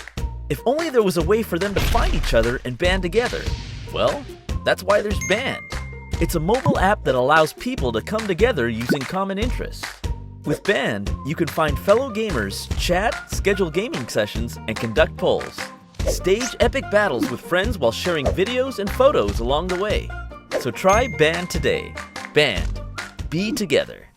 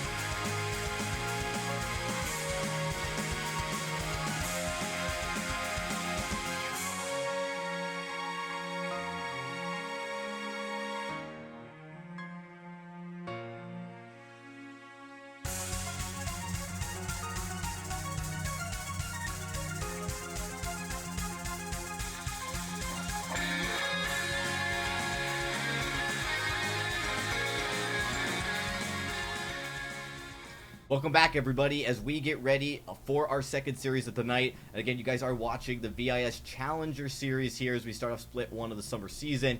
And here in Group B, it has been absolutely exciting. Group A was exciting yesterday, and we have so many matches that are happening right now. We're going to be getting you guys updates probably by the end of this next series to let you guys know where we are as far as all of the brackets. We're actually going to conclude the winner's bracket here with this next matchup. And this one, guys, this is going to be a really exciting close one because we've got two juggernauts here. Old Liberation X, now known as Tribe Gaming, going up against Ardent, some of the oldest team compositions here, really, if you think about it. Of course, Ardent, fairly different roster from the old days. But the Tribe Gaming roster, these guys have been playing together for a long time. Let's break it down here as we get into this second series that we're going to be featuring today. Ardent Gaming, Ardent Esports, Laid to Rest, Dat Howe, and Maurice. This is a really strong roster. They've actually been playing really well. It's very similar to last season. In fact, it's exactly the same roster that they started off last season, or at least ended last season with. But they've been playing very well at the highest level. They were playing well in VIS Pro, and now they're going into what is a team that surprisingly got knocked out of the Vainglory 8 and is really really has that chip on their shoulder now, looking to try to get back into it, and that is Tribe Gaming. Yeah, Tribe Gaming trying to get their way back into the Vainglory 8, one of the 3 teams from last season that were knocked out at the end of the season. All 3 of the Challenge Battle teams from the Vainglory 8 were unsuccessful in their bid to remain in the Vainglory 8. So this is their path back in. This is their chance to get themselves back into that top 8 status.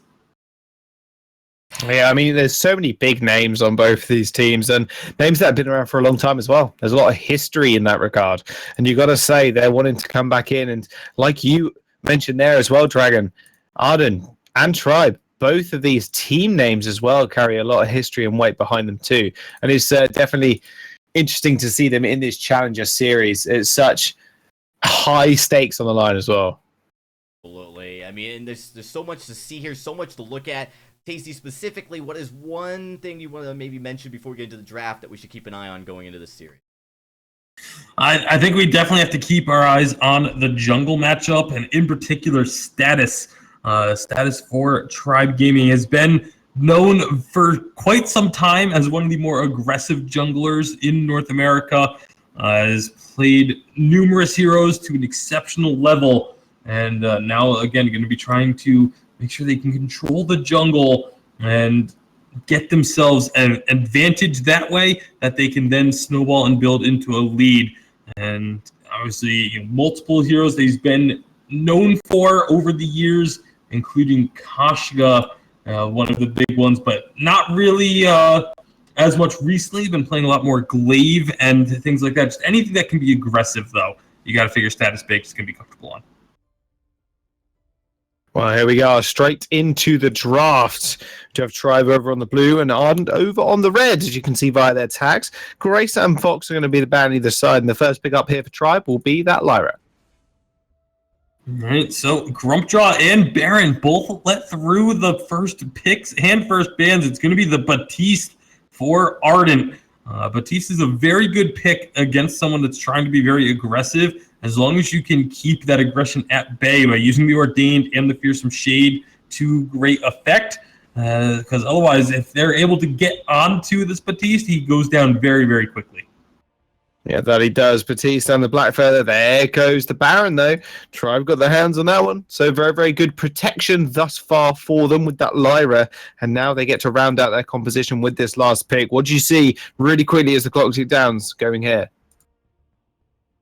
With that Baron pickup, you got to figure they're going to be looking for something that can protect it. Maybe a Glaive, maybe a Sky. It is going to be Sky that they do go ahead and take. We just saw Sky played incredibly well by Silly Smurf in our first series. They're going to be looking to have a similar performance from Status. And Arden will be the final pick for Ardent. And it's going to be an interesting matchup at this one because, again, you have very squishy hero that wants to get close enough to dish out his damage, but doesn't want to be engaged on in the Batiste. Whereas Blackfeather is going to be looking to dive in and go aggressive because it will be a weapon Blackfeather. And it's going to be interesting to see how this team composition ends up working out for the side of Ardent. Yeah, we'll have to wait and see. We're going to jump straight on to the fold, though. Game number 1, Tribe on the blue. We do have on the reds. Status already showing off his cool skins as well. Picking up that Ride or Die skin for the Sky. That's the best skin in the game, and it Tasty, you got to admit. It's so nice. Really impressive the amount of work that they put into that one. But looking at this early game, doesn't look like there's going to be really too much early aggression coming out, if any at all. As Ardent was definitely prepared for some early aggression to come out, but not going to be happening. Not at all. Well, Maurice doesn't really want to go early aggressive on this Ardent. I've always found that funny as well. Ardent. Can be kind of tough to say sometimes. Just kind of get the words out of your mouth. But when you do, sounds perfection. Regardless of that, I mean, having this Baron in the lane as well against a Blackfeather melee or sometimes range, obviously with the poke potential he does have with the on point, it can be very, very tough for him, especially with the E36 on this Lyra. It's going to be a strange predicament that you could say he's in. Yeah, very much so. As obviously going to be plenty of harass coming out from E36 on this Lyra, but Dat How with the Blackfeather and the Book of Eulogies is going to be able to heal that up pretty well. Laid to Rest comes up. Oh, Mischief has been found. He does use those jump jets to get away. Does find himself status to keep him nice and safe. Very, very nice roam here from Laid to Rest, using that Ordain to lock him up.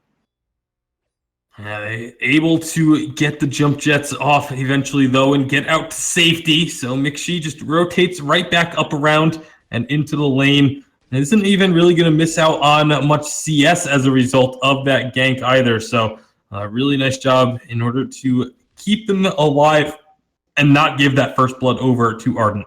Yeah, regaining control of the lane is extremely important. No disruption there, and you could say Arden actually just wasted maybe a little bit of time with the roam from Laid to Rest, but he's farming up a Storm, only one camp behind right now off of status, but issue is with a Batiste, you have to make an impression early, because if you do get behind a Baron, like we've seen already earlier today, will take over the game. Very much the case, and so Ardent going to have to maybe look to be a little bit more aggressive themselves. Laid to Rest does take that Ancient Treant. And so that's, again, I feel like they're just going to be waiting for this Batiste to come online a little bit. You really want to get that Shatter Glass at the very least for Batiste, so he has that massive damage burst when he does go into these fights. And as long as you can manage your soul stacks very carefully, this Batiste can be a massive power pick. Yes, that it can. I mean, Von C is the person that springs to mind, as you could imagine, on this Batiste. His proficiency on that hero is just absolutely sublime. And I think maybe a couple of people from VIS looking towards him for a little bit of inspiration, you could say. Very much it could be the case. But now, up in the lane, a bit of a skirmish. Oh, Status almost going down there. On just trying to finish off the kill. I'm not sure he's going to be able to, though. First blood does go over to Mischief, as he does take Laid to Rest off the fold. He's going to jump forward once more. Maurice almost finds himself with a ticket back to the base. Howo is just cowering under his turret right now. Cannot go over this engagement. Perfect pick off there from Tribe. Excellent job by Tribe grabbing themselves the first blood. It looked like it was going to be status going down, but maybe focus on trying to get the Sky taken care of. Let's slip the fact that How and Maurice the Beast were so aggressive that Laid to Rest just kind of left without protection on the back lines, and he goes down. Mixie going to be in a little bit of trouble. How able to poke and harass pretty heavily with the help of that Arden. Hang on a minute, because Status and Laid to Rest in a 1v1 situation. Fearsome Shade is going to come out. Bad Mojo is going to be there as well for the damage. Crystal Sentry just hammering away or pickaxing his way to the ground and will end up finding the kill for Laid to Rest. That's pretty big on the side of Ardent there, trading 1-for-1 at the end of that extremely long skirmish.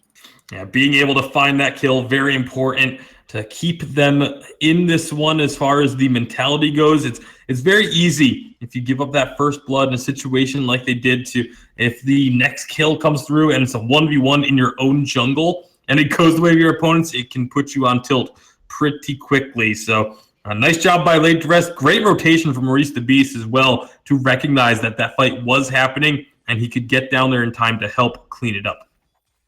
Yeah, really good rotation from him. Definitely taking a note out of Von C's book, if I do say so myself.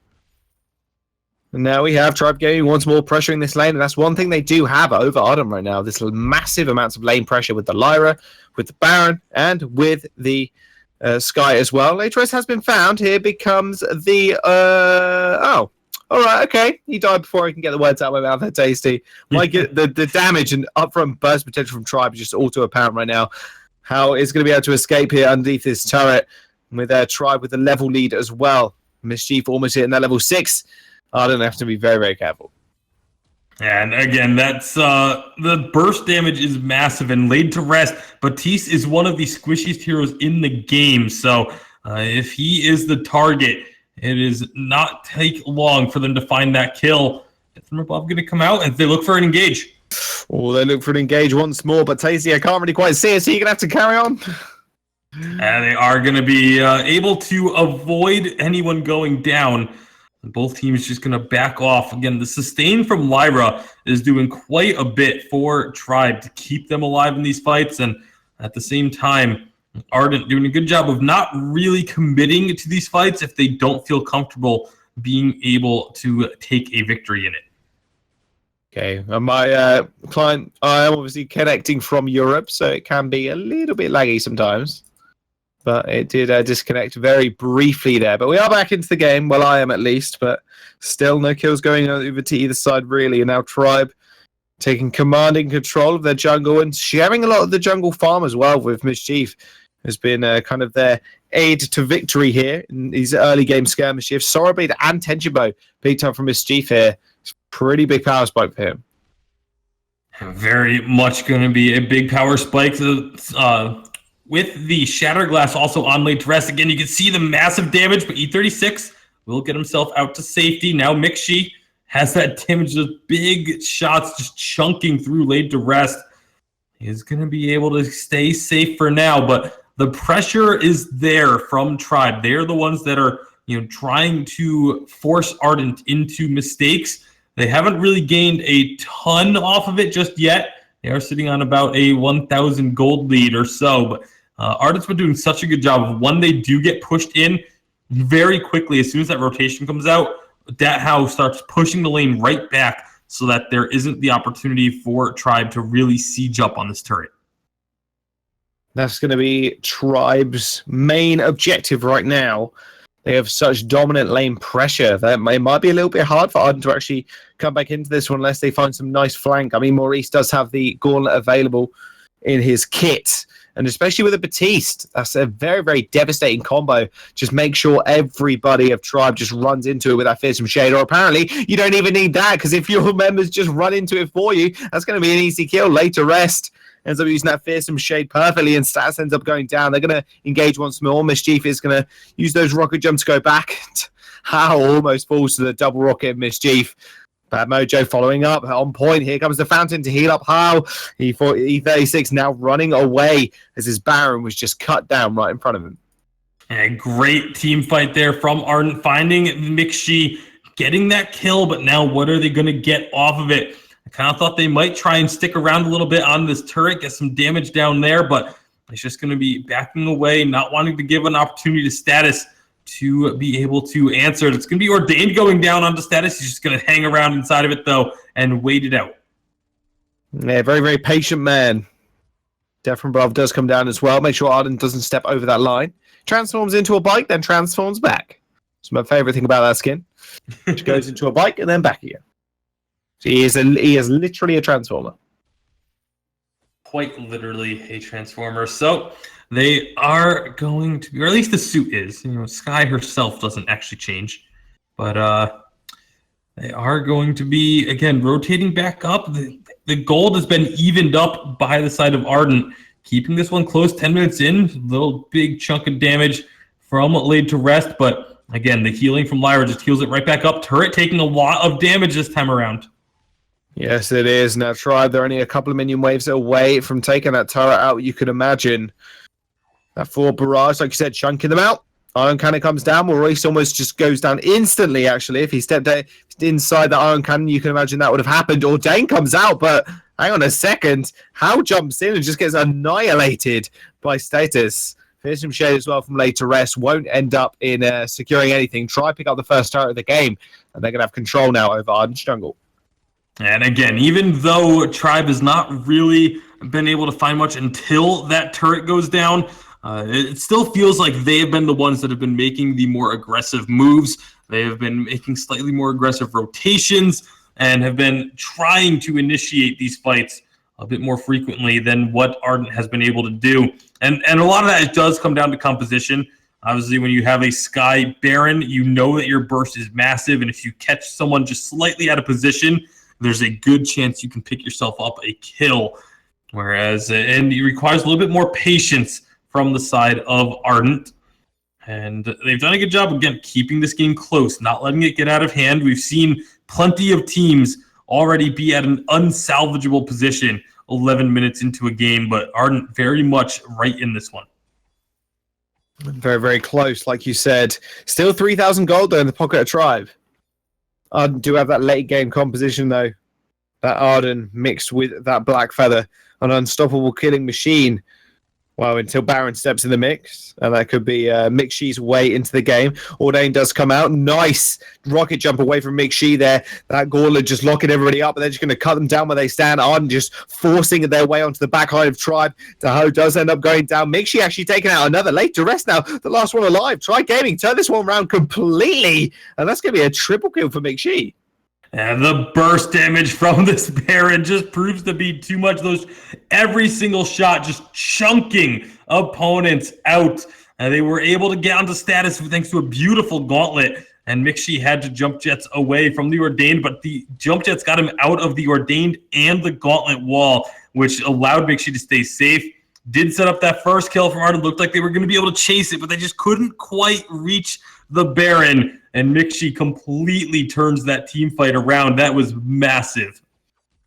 Absolutely huge. And now their gold lead's starting to stretch as well. 4,000 for Tribe over Ardent. Mixshi is coming online. He's got the Monocle. He's got the Sorrow Blade. He's got that Tension Bow. He's got a whole lot of weapons in his arsenal. And with that protection from E36, especially in the late game, it's going to be very, very hard for actually Ardent to actually lock him down. And we've already seen him try. He just jumped jets away to safety quite easily. I'm not sure how much I like the decision for Laid to Rest to go for an Aegis. The only thing to reflex block is going to be a death from above.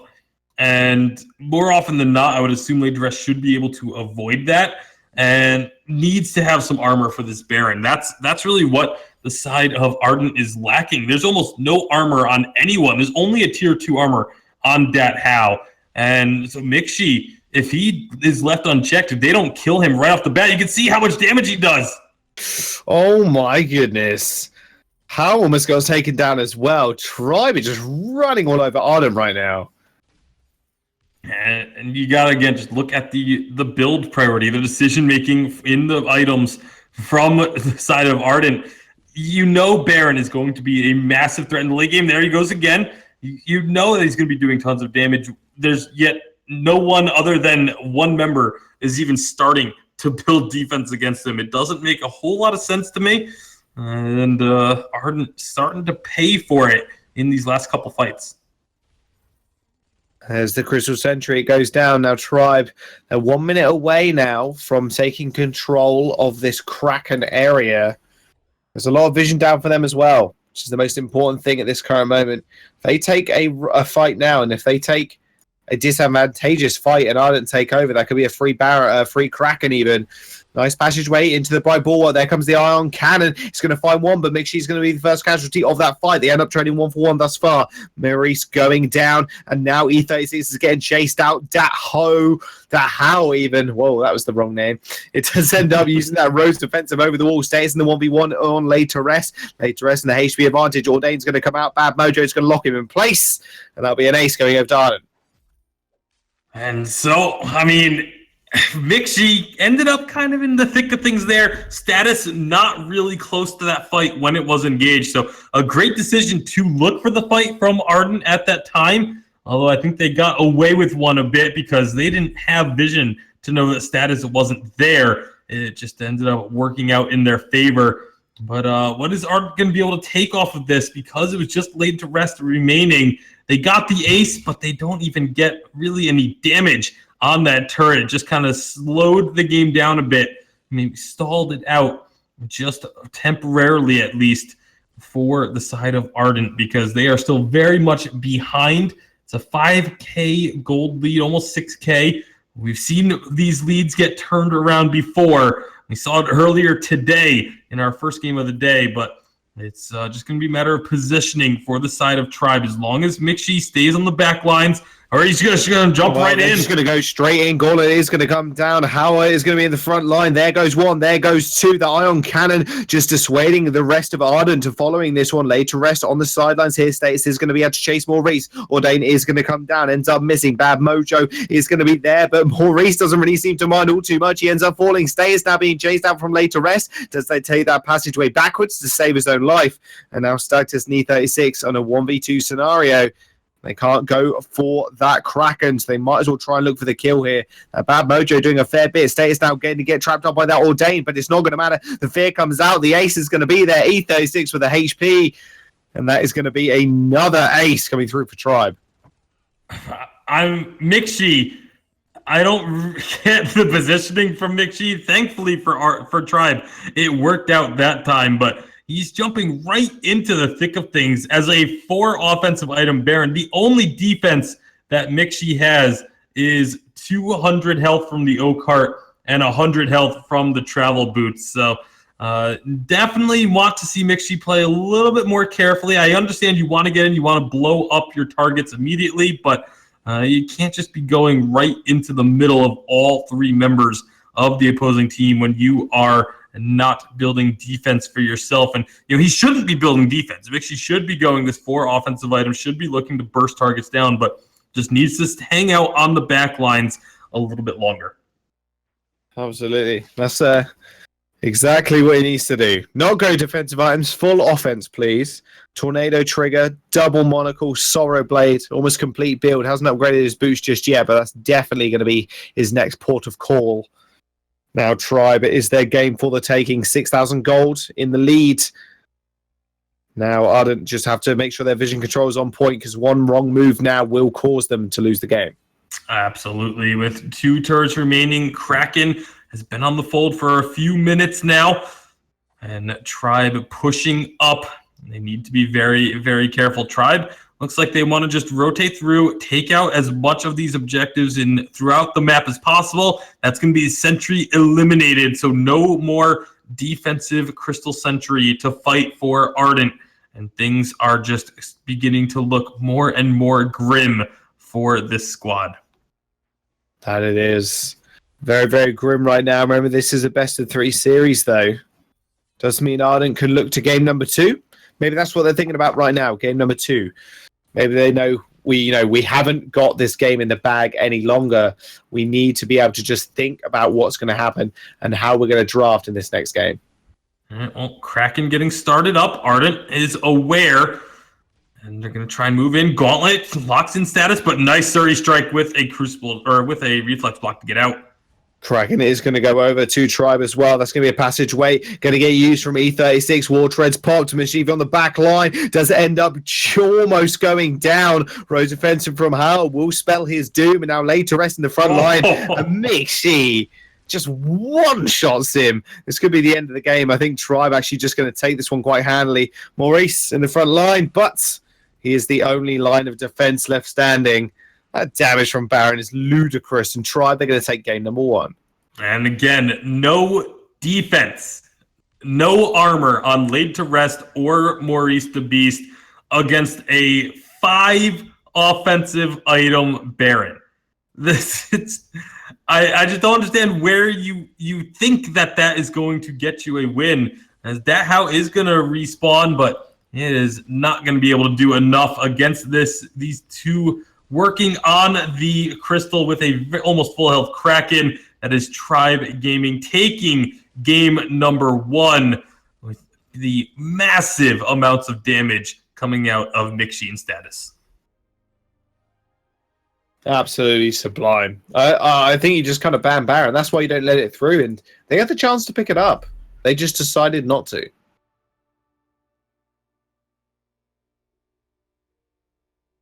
Hopefully Dragon's unmuted himself again. That would be kind of funny. No, we're good. He's good. Okay. I gotta click like maybe 100 buttons before I can actually come back online and talk. Yeah, I mean, that was not surprising to see Tribe play so well. The Baron pick on Mixie was great. I actually haven't really seen Mixie play that comfortably in a long time. I mean, he just really felt like in a great zone. He played really well. The 5-3-7 maybe doesn't speak to the volume. It's just how comfortable he was playing. It was just really great to kind of see him come back, Tasty and Jaws. I mean, he's been one of those players that has had an up and down career so far, and this definitely looks really good for him so far. Yeah, absolutely. There's definitely some. Go ahead. No, I was just going to say absolutely. I mean, he's looking very much in his element right now on this Baron. The amount of times he should have gone down in those fights was just a little bit ludicrous. And yeah, I think carrying on using that Baron, those high pressure laners, those high intensity scaling laners, is just something they maybe need to look for as their massive win condition of this team. Absolutely. I mean, and Tasty, I don't know what your point was going to be. I'll let you have it real quick. Oh, just because there were a couple of positional errors from Mixie, but overall, as a whole, definitely seemed to be very comfortable on that Baron. You have to be comfortable to go 5 offensive items in your build and able to absolutely delete your opponents on the side of Arden. So we'll see how things are going to change up in game number 2. Definitely going to be a little bit of a different look as game number 2, B-side Ardent. I think they'll probably rethink about how they apply those first picks there. I mean, they are now going to be on A side. They'll have an opportunity to first pick something right off the board if they want. But you're right. I think it was very telling that they feel comfortable on certain heroes enough so that they did want to take that Baron in that spot. And I really impressed with how Mixie played Baron in that game. You just ban it away, I think. I don't think there's a point you're actually leaving it up right now. I mean, most of the VG8 teams are just banning it. I mean, they've got the luxury of 2 bans, which we will have soon. But I don't think there's any case in point where you don't just ban it away just because of how strong that hero is if it scales out of control. Especially as these teams don't seem to have the best late game decision making, and it is very easy for a Baron just to kind of solo carry in that regard. Yeah, I mean, it is a pretty large risk to not take it or to let it through the ban in general. So the risk was taken once. I don't think they'll make that same mistake twice. And, Arden actually playing not quite up to what we've seen previously. So I definitely expect Arden to maybe come into game number 2 with a better showing. We'll have to wait until we get into it. See how it all unfolds, of course, as we are just about ready to start this draft. Just waiting on one more player to get back into the queue going here. There's a lot to kind of talk about. I think the defense was something that you guys were highlighting during the game. I definitely noticed it as well, Tasty. And I think what was interesting was the prioritization of the Blackfeather. They were so far behind to go with the Aegis instead of the Slumbering Husk. Was that something that maybe could have helped make a difference? We saw him building towards that Slumbering Husk, and you see a lot of jugglers or laners who want to be in the fight like a Kashka or a Blackfeather now, building that item, actually prioritizing that item defensively. I wasn't sure if you thought that might have been something to consider maybe a little bit sooner. Yeah, I definitely think that armor needed to be built much earlier or at all in some cases. So definitely itemization mistakes from the side of Ardent. We saw the damage coming out of Mixie, just absolutely insane numbers. But that doesn't happen if you just have a little bit of armor. That's all you need. A tier 2 armor And Svj talks about this all the time on the VGA desk. Tier 2 armor reduces damage taken by about 42%. Like, that is a huge number of reduction by just investing about 800 gold into your defense. Yeah, definitely an interesting position that Ardent put themselves in as they started to build out those items, and it looked like they just took the wrong path. They made the wrong decision, and I think maybe Baron got fed a little bit sooner than they were expecting. It got to that point where he was very unmanageable faster and at a level that, you know, Ardent wasn't prepared to deal with. We are ready to get going into this second game here, everybody. We are going to get jumping here into the draft. Again, if you guys are just tuning in, you guys are watching Tribe Gaming going up against Ardent Esports. As this best of 3 could be ending here. Tribe does have the potential to go and close it out here in game number 2, or will Ardent come back? Take it over to you guys to get us into the draft. Thank you very much, Dragon, as always. Now, what do they ban away? That's the big question. Ardent get this first ban. Not normally a luxury, you'd argue, Tasty, as normally must bans do come through over on the red side. They do actually ban away the Vox here. So do now Tribe just ban away that Baron just to make sure that it doesn't go into the hands of Hal? I don't know if they have to ban away the Baron. Again, we've seen a lot of teams let it go through. And there's other priority picks as well that it's not a guarantee that Baron's even going to be first picked if it's let through. But it looks like the side of Tribe are thinking about this one, putting some good thought into it. They are going to ban the Baron away. So now Grace is available as a first pick, and that is going to be what Ardent decided to pick up. Oof, insta-locked. No questions asked. Grace is going to be the lock-in here for Ardent. Now, Status does actually return that with a glaive, and straight away with the Lyra as well.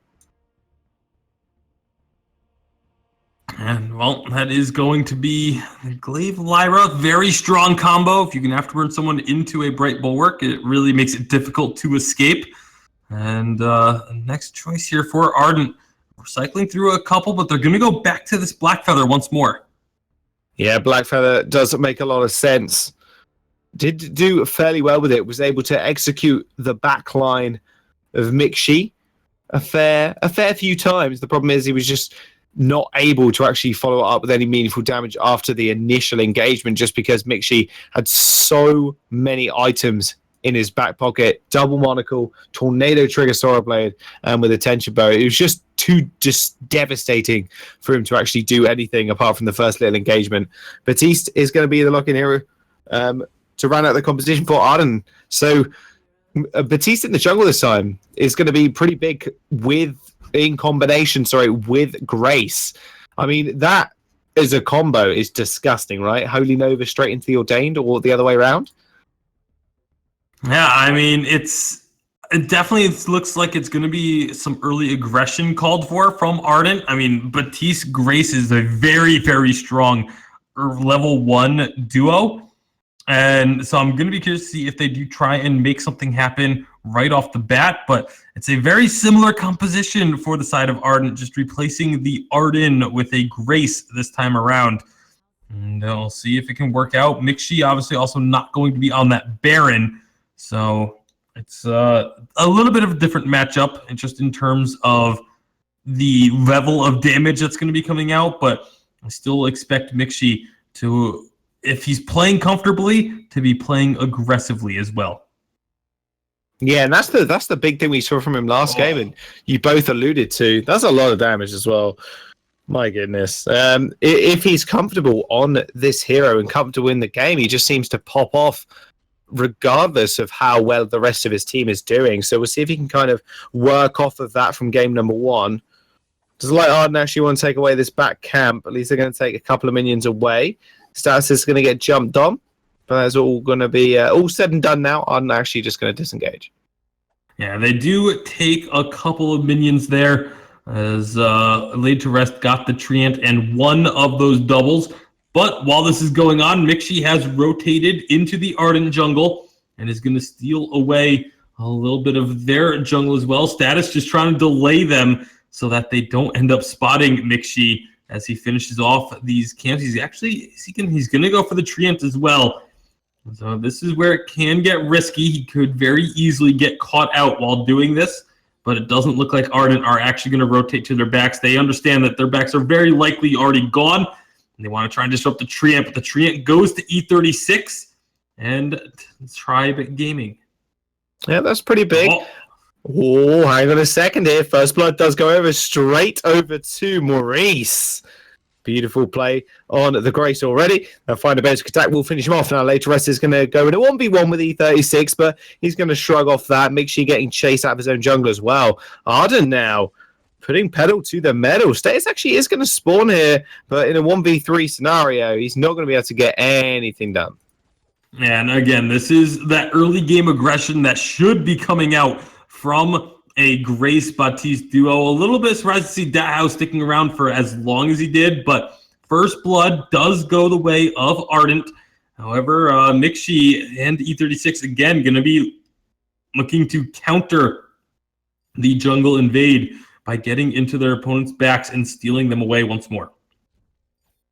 I mean, Mixi has just had control, right, over the jungle this entire game. I mean, that kill going over, yes, it was massive, but if the farmer isn't going on to later rest, he's not going to be as fed in this mid-game as he perhaps needs to be in order to be fairly active and fairly influential.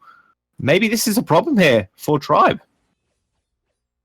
I don't know if it's going to be too much of a problem. They are falling pretty far behind in terms of gold early on, but that early gold, we've seen so many times teams be able to overcome that early deficit, and a lot of it is just going to be in the jungle. Status at only 8 CS to the 15 of Laid to Rest. Even Dathow has a bit of a CS lead over Mixi. There's going to be a movement up from Arden.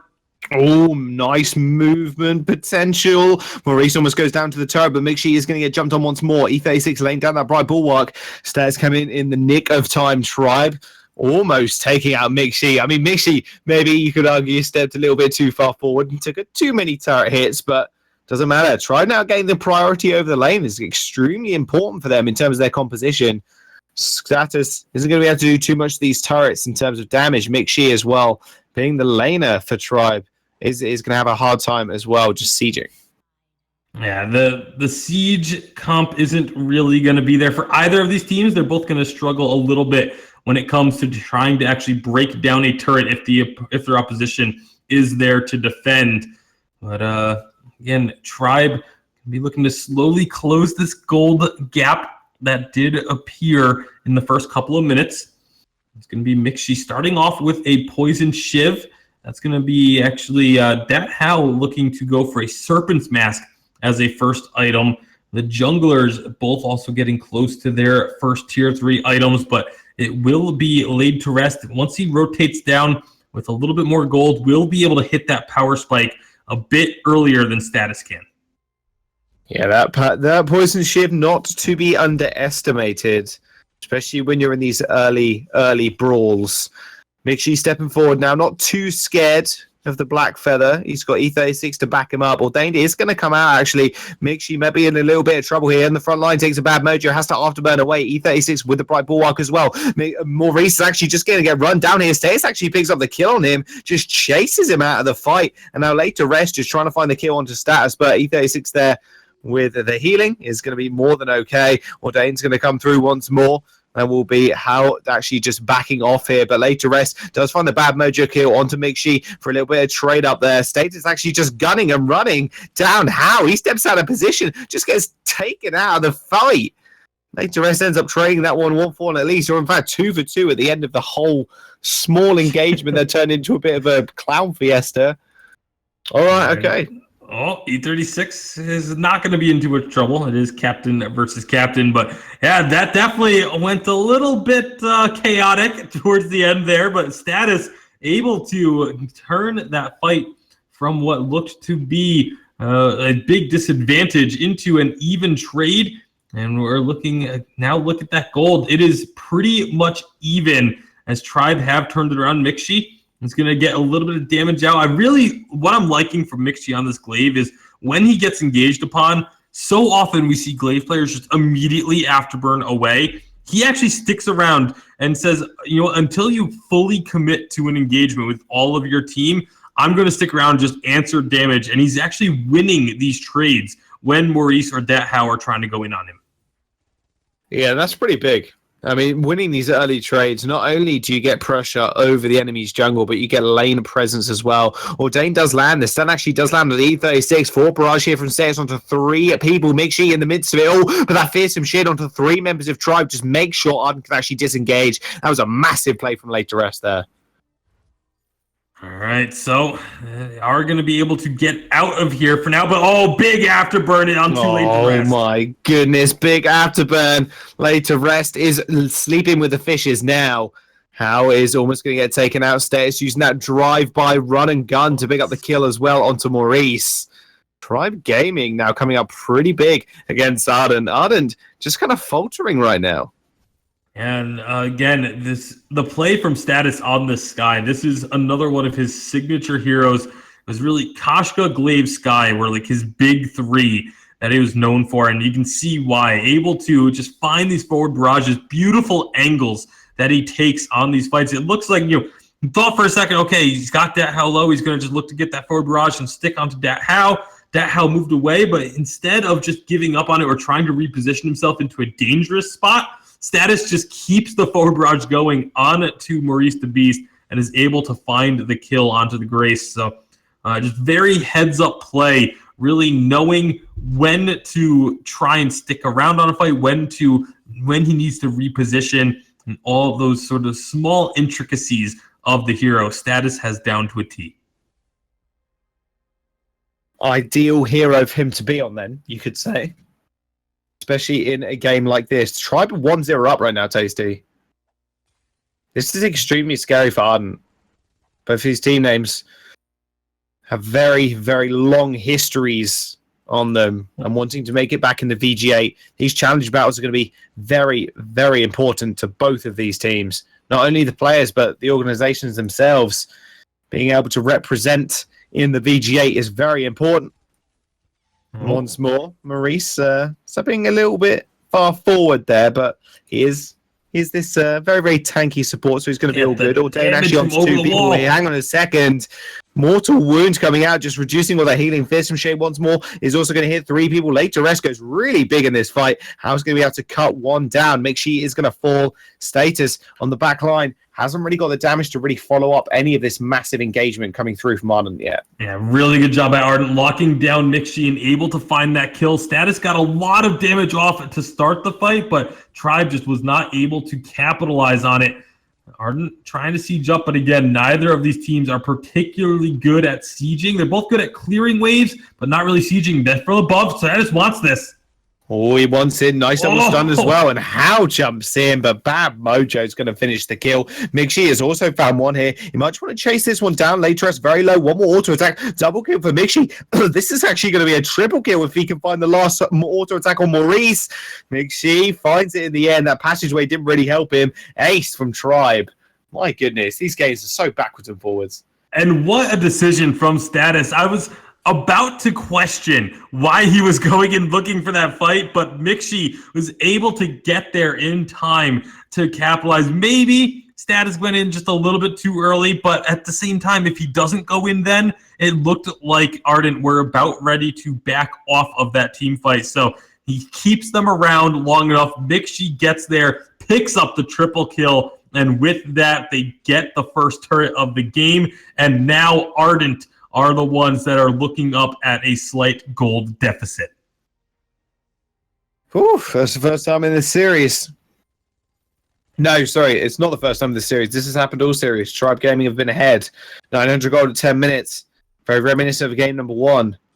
Now, can Ardent really come back into this with the lane pressure now in favor of Tribe, with that turret being it down for Ardent? It's going to be extremely hard for them to control, especially the front camps. You can see Tribe already rotating down. Gold mine is pretty full, but there is a lot of vision for Arden as well to stop and spot out Tribe. Yeah, this is just going to be Tribe looking to rotate back up to their lane, make sure Arden doesn't get a strong push on. And that's exactly what they're able to do. A little bit of forward barrage, just trying to see if they can catch anyone, get them low before a fight would break out. Tribe with this slight lead. Again, the damage, they're looking to find just early damage. They're looking to poke and harass with this forward barrage so that when they do decide to go all in, they don't have to do anywhere near as much work. But laid to rest, he's going to be looking to do very similar things with these bad mojos getting thrown out. Here we go. This could be a fight. They're going to go straight in again. That's going to be a nice block on the death from above. Fearsome Shade onto 3 people, and already Stace is just taken out of the fight. Maurice is going to use that divine intervention as well on Hal just to keep him nice and healthy. Steve is going to be able to run away. E36 here as well is going to be able to secure that front healing camp. But 1 member down and their main damage dealer in status. I can't imagine Tribe are going to want to contest this or even secure it. They may be looking for something here. Ordain does come out, and that's going to land on Mischief. He's just going to use that ult to swing across 3 people. Afterburn's away is very low. Late to rest using that bad mojo is going to be able to chase him up, and now E36 is going to be the target. Passageway, Ordain is going to hit the stun, but doesn't matter because that gold miner is going to be stopped from Arden, and that was Tribe's main goal. Yeah, they prevent the gold mine from going over, but now E36 needs to be careful, but they have both Status and Mixie here looking for a fight. Oh, they're looking for the fight, and they want to take it now. Death from above is going to get blocked as well. Later Rest actually gets taken out. Status with the Shuri strike will end up securing the kill as Mixie picks off Maurice as well. And now, in fact, Tribe are just taking control of this gold miner. And again, this is the way Tribe is winning these fights so frequently, by losing out 1 member and then having Ardent just stick around a little bit too long. That member respawns and is able to join the fray, and they find the kills. It's a strategy that is not intentional, I would highly doubt, from the side of Tribe. I don't think you're going to a game plan, okay, let's get 1 person killed and then win the fight after they respawn. It's not exactly the safest of plans. And as you get later into this game, it's not going to be able to work out because those death timers are going to continue to increase. So Tribe needs to do a bit of a better job of getting these initial fights to start going their way. Yeah, I mean, the big thing that's happening for them right now is their ability to actually spawn, like you said. Spawn, run back to the fight and engage and win because you got full HP. All right, so Atlas Pauldron completed for Maurice the Beast. That's going to do a lot in terms of slowing down the damage coming out of Mixie. As long as it connects, there's an Atlas Pauldron for E36 as well. That's going to be for Dat Hao. It's all about these 2 laners at the moment in terms of trying to get this burst damage in, but the sustained and the poke harass damage is coming from the 2 junglers. And just who gets that advantage? Who gets their opponents low enough to go for that all-in first?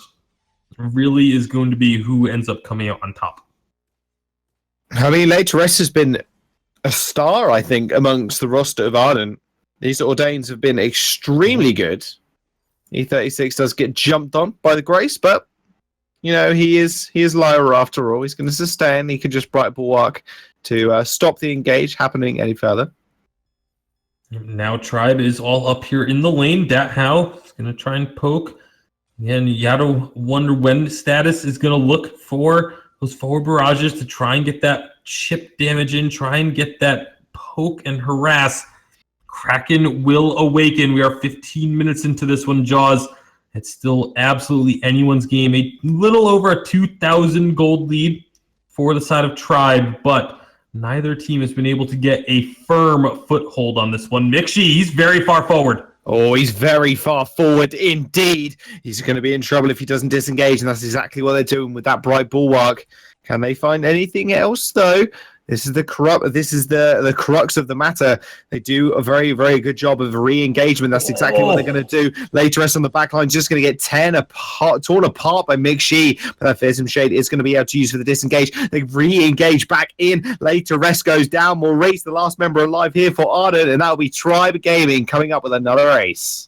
Beautiful move by Mixie to get himself on to Laid to Rest and just chunk him down again. Batiste is extremely squishy, very low health total for Batiste, and once he got chunked out that heavily, he had to back off, could not be involved in the rest of the fight, and the rest of our Tribe were able to lock down Dat Hao and take that team fight. That's going to be a turret and a Kraken unleashed for Tribe Gaming. this may be that foothold that we were just talking about.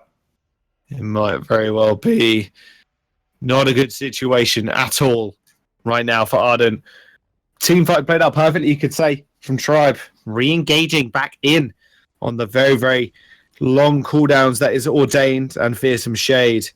It's extremely easy for them. Just because you're looking at this Glaive and he hasn't got a lot of cooldown in his kit, but the amount of damage he is doing with that tension bow is just all too much for Arden to actually deal with. That Kraken's going to march down the lane here. And you're right, this will be the base cracking open as well for Arden. And they're going to be able to take this tier 3 for sure. It's just going to be a matter of how much further they try and push it. That's going to be an afterburn out to safety on Mixie. I really like the fact that he started to use these afterburns defensively when he gets Ordained. Now we've got damage going out both ways. Fountain used early. Big bad mojo as well. Here comes the Ordained. It's going to find 3 people, but Sky's going to be able to take out 1 kill. Hang on a second here. Later, Rest is going to get redirected. That is it. Before your very eyes, Tribe just disintegrate Arden in one swift maneuver. And that is it. Game over. That fight lasted less than a second or 2 seconds. Tribe Gaming take Arden out 2-0. And again, Ardent went for this very risky builds, very little defense on either of their damage dealers, and it cost them dearly in that last fight. Just so quick. Once Tribe got onto one of those targets, they just evaporated in an instant, and all of a sudden, from what was extremely close, a matchup that you could have gone either way just a few minutes ago, Tribe ends it just like that and take the series victory 2-0. What a fantastic game. That's our third best of 3 over for this evening. That was a much more decisive one as well. Second, sorry. I don't know why I said third. Third one's coming up. Yeah, we do have one more coming up, though. But I think it's because these last 2 series have actually been pretty long. Even this best of 2, it wasn't a very quick series, so it has, we've been doing 2 best of 3s. We're at, I think 2.5 hours already into the stream, 2 hours and 40 minutes actually. So it's been a long couple of series, Jaws and Tasty, and we're just getting into the final series here in just a few moments to speak. But this was really, really an exciting series, but also very telling. A very important one for Tribe. They're going up against a team who, has been performing well recently, and giving Laid to Rest his comfort pick too. It's worth noting Laid to Rest has been playing a lot of Baptiste and has really been performing well on this hero, and still not enough to take down Tribe. I think Tribe is finding that rhythm they need. They added Mixie at the start of the season this time around, and I know they're counting on this to be that formula they need to get back into VG8. They've got their work cut out for them, but this could be the signs of a little bit stronger team.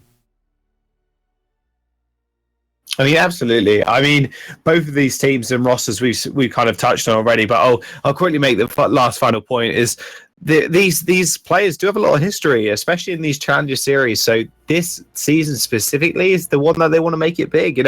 E36, Status, Mixi, all of these players, even like Laid to Rest, we know these players. They've been around for a long time, and they want to make it a big break back into the VG8. Some of these guys have had top-level performances and top-level competition before, but they just want to make sure they can get there on their own this time and actually push forward with these long-standing organizations as well. Absolutely. Yeah, it's really, really tight. The competition here is incredible. You could just ask Immortals. Yesterday they lost it. Took a game off of them. Was a team called Intensity VG, who looked dominant, guys. And unfortunately, I don't know, Tasty, I don't know if you got the update, but Intensity VG fell to Infinity Rebirth in the elimination round. So it's a very, very competitive challengers this season, everybody. So every game really matters, and you can see just coming into here, a lot of teams, they're having some ups and downs, but it's a long road to the playoffs, and we're almost there at the end of that road to find it out. Ardent's not out of this, guys. They are going to drop down the elimination round, which we may be getting an update on how that plays out over the next hour or so. We are going to have to get ready for our next series, everybody, so we're going to take a quick break, but when we come back, our third and final series of the night will commence. We'll see you all in a few.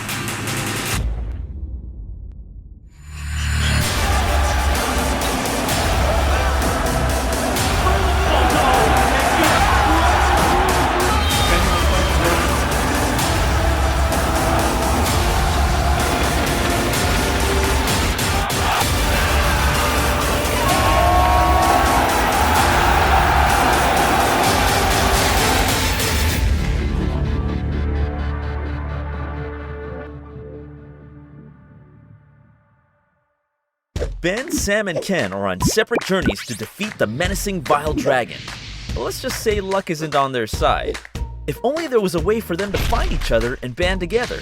Well, that's why there's Band. It's a mobile app that allows people to come together using common interests. With Band, you can find fellow gamers, chat, schedule gaming sessions, and conduct polls. Stage epic battles with friends while sharing videos and photos along the way. So try Band today. Band. Be together.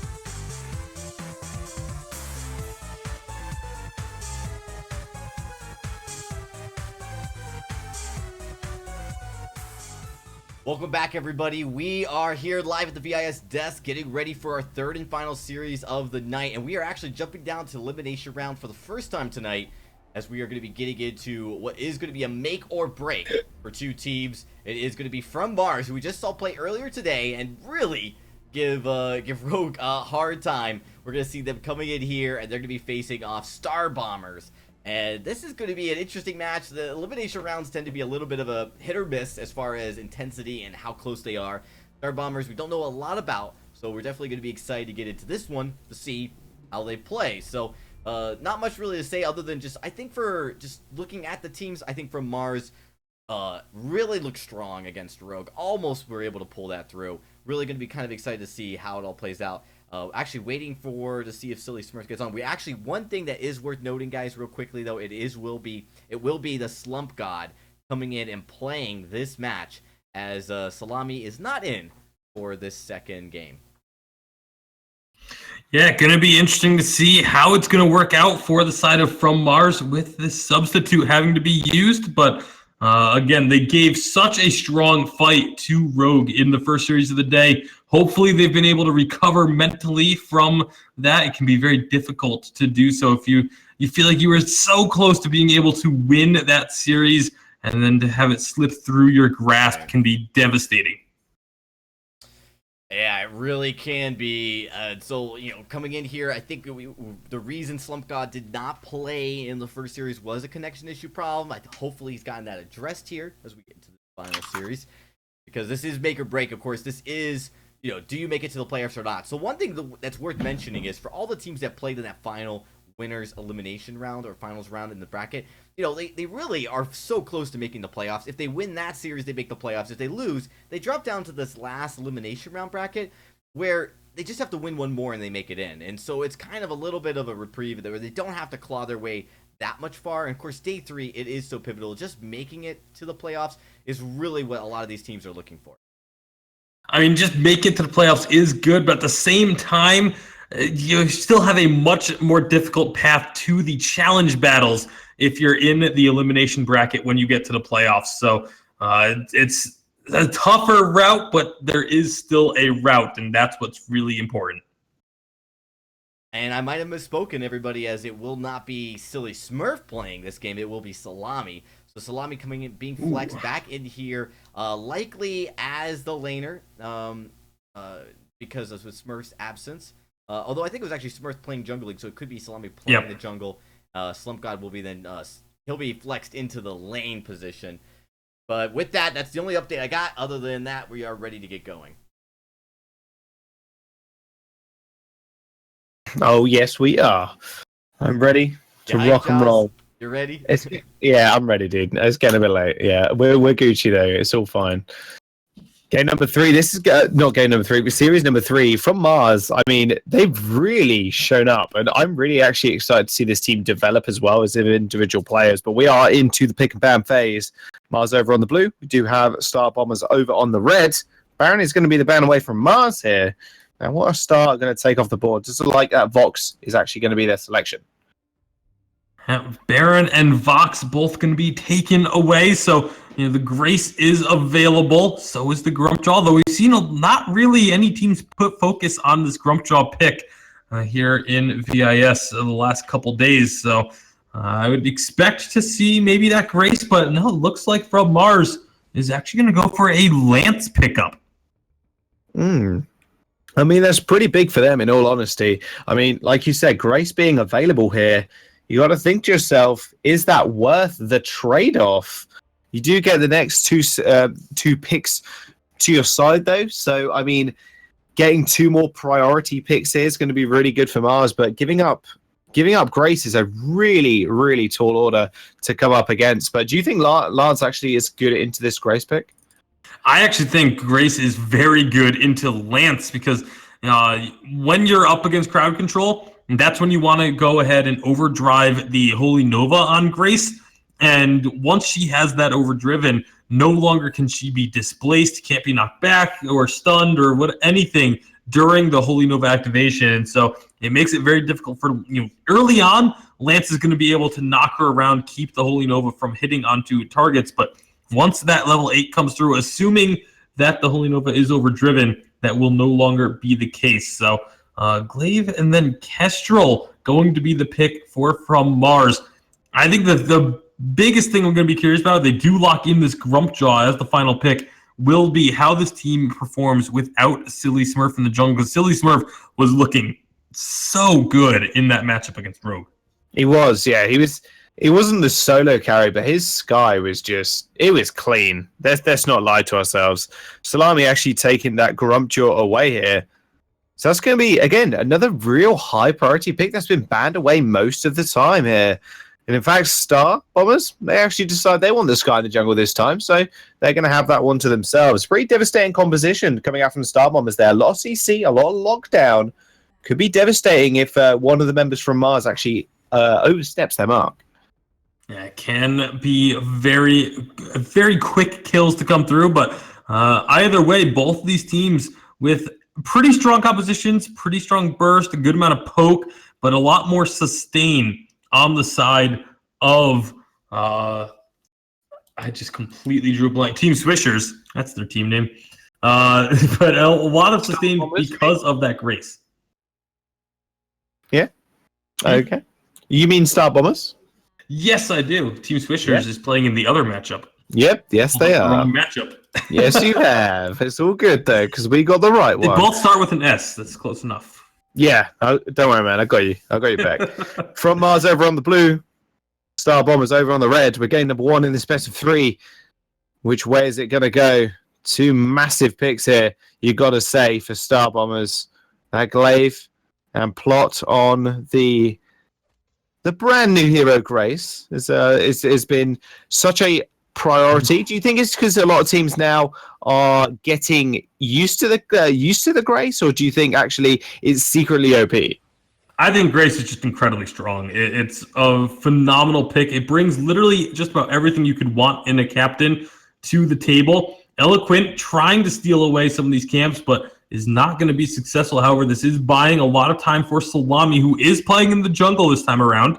And from what I knew, Salami is normally a jungler, but was playing in the lane because they had Silly Smurf, who was going to be jungling for them in that previous series. So maybe Salami can be a little bit more comfortable on a jungle hero, but you can see this is a similar thing to what they did to what happened in our first series of the day, where the captain just slows up that jungle enough, but meanwhile Slump got in the lane. Oh, Slump God is just getting chunked out. Three members of Star Bombers raining hell on him. Rise is going to be able to take that kill. That's going to be first blood going over to Star Bombers.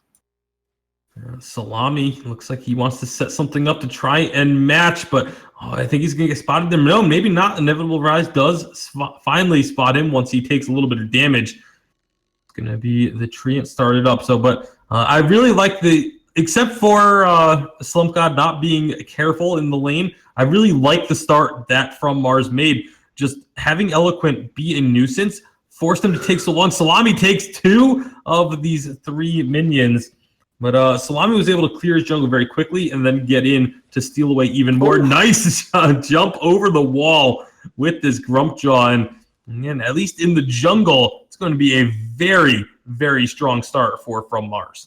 Oh man, Salami.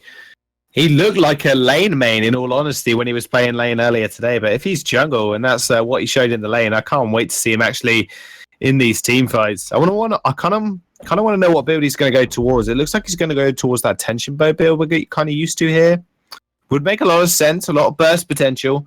And Rice with the mobility as well on this Sky is going to be something that he's actually going to want to lock down rather quickly. So makes a lot of sense actually going for that tension bow first item.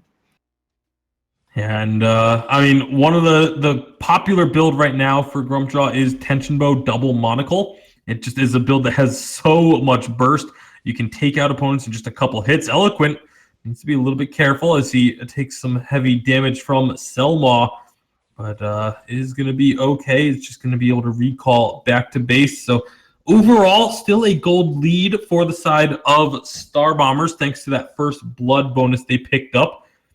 But it actually looks like Salami is going for a Stormguard banner, so A little bit of a different build than what we typically see a weapon Grumpjaw grow for, but it may actually end up being a crystal or on-hit Grumpjaw, one of the two, as it looks like it will be a weapon Kestrel. Oh, hang on a second. Selmore actually has found Slump God. Slump God taking a fair bit of damage here. And in fact, Rise is going to join Selmore. Slump God, very, very weird situation where his team would just completely spit up from him. Mars, not something we're actually used to seeing. Slump God being this substitute as well is kind of putting question marks over his head already. Not being able to follow up with his team, just meaning no advantages, and actually Selmore almost taking him out for the solo kill. Well, I do believe Slump God was actually their starter up until, Silly Smurf was added to the team very late. And I believe until that ad came, Slump God was the starter. But Salami, he's caught out a bit, but he jumps over the wall once again. He's got some fancy footwork on him, but, he's more than dead at this point. Rise is going to be able to secure that kill on that Sky. He did. Yeah, I'll give him that one. So, only trading minimize the damage. For 80, I'm pretty sure that's worth. It's all about minimizing the damage, and there's going to be a kill for Slump God, rotating down to the jungle and spotting out Inevitable Rise. Now, Selma might be in some trouble as well. He's going to chase him up. Salami's on the other side. He has got Hangry. He's going to get spotted out by that flare. Plot missing the Holy Nova. He's going to use those boots to get away, though. So early on, things starting to even out once more. So again, about a 500 gold edge for Star Bombers, but it's definitely a number that can change in a hurry, especially if members of Mars decide to put some pressure on this turret. They're going to get a fair bit of damage onto it, just a little bit of chip damage, making it an easier take later on in the game. If they just keep putting pressure up like that, it'll take about 4 waves or so before they can take that turret, but obviously not going to be able to make rotations like that all the time because Star Bombers aren't going to be leaving that turret undefended all the time either. Yeah, those little bits of chip damage always do help, regardless of how much damage you do actually get down. Can be the difference between life and death sometimes in the late game. We do have a couple of power spikes coming through as well. Big Fountain obviously picked up by Eloquent earlier on. Sorrow Blade for some gods. Storm Crown for Salami. So not actually building Tension Bow first item here. More favouring actually the jungle clear speed. He's actually going to get found by Slumpmore here. Plot is off to the side. Does have Holy Nova available, but Mars in a lot of trouble here. Salami does actually devour one of them, but he's just forced back underneath that turret. He's going to spin him out. Defron Brother is going to come down and stun him up. First turret does go over to Mars. He's going to trade his life for it. Now Eloquent does use that Githian Maul, gets the stun on 2 members of Star Bombers, and some god running away as well. Will mean that's a pretty big net game here from Mars. Oh, I think you mean Star Bombers, is they're the ones who got the kill and are now keeping the pressure up. That's going to be another kill going over. They're looking for a third, but Selma is taking a lot of damage from the turret, is going to go down, but they do get those 2 kills for 1. A net gain for the side of Star Bombers, and a little bit of jungle being stolen away by Inevitable Rise in the process. However, it's still not going to be enough to really set them apart from the side of From Mars. This gold is staying even, and we've already seen what happens earlier today if you don't close out against From Mars. Yeah, they will just take over the late game. I mean, this Grumpjaw build, let's discuss this really quickly because he's gone Storm Crown rather than going for the traditional Tension Bow double monocle. Like I'm assuming it's going to be the full-on hit, like the Storm Crown, Tension Bow, and Aftershock. Is going to be very likely the 3 core items of this build. It's just all about burst, all about trying to chunk an opponent down in a hurry. As Mars, they're going to go ahead and take that gold payout, 279 gold each, and just like that, they've got this gold lead pretty much evaporated. And for now, they're going to have some more items coming out. Oh, Selmore using the Afterburn to get away. Plot actually using that Divine Intervention to heal him up. And now Rise is on the front line. Grumpjaw's in the middle of all 3 of them. And Slump God even is just raining those Glimmer arrows through the entire team. Star Bombers not falling just yet. That healing camp going over to Mars. They're going to be able to take that one away. And look, when it almost went down to the 4 barrage there, but still net gain. Definitely inside it from Mars. Their vision control and their map control right now, just perfect and on point. Yeah, and they took out the Crystal Sentry as well, so that's always a good step to take. And the burst is going to be immense. When they get on a target, I'm a little bit surprised that Salami actually didn't even use Stuffed during that fight. You have to wonder if maybe that could have turned things in their favor even further.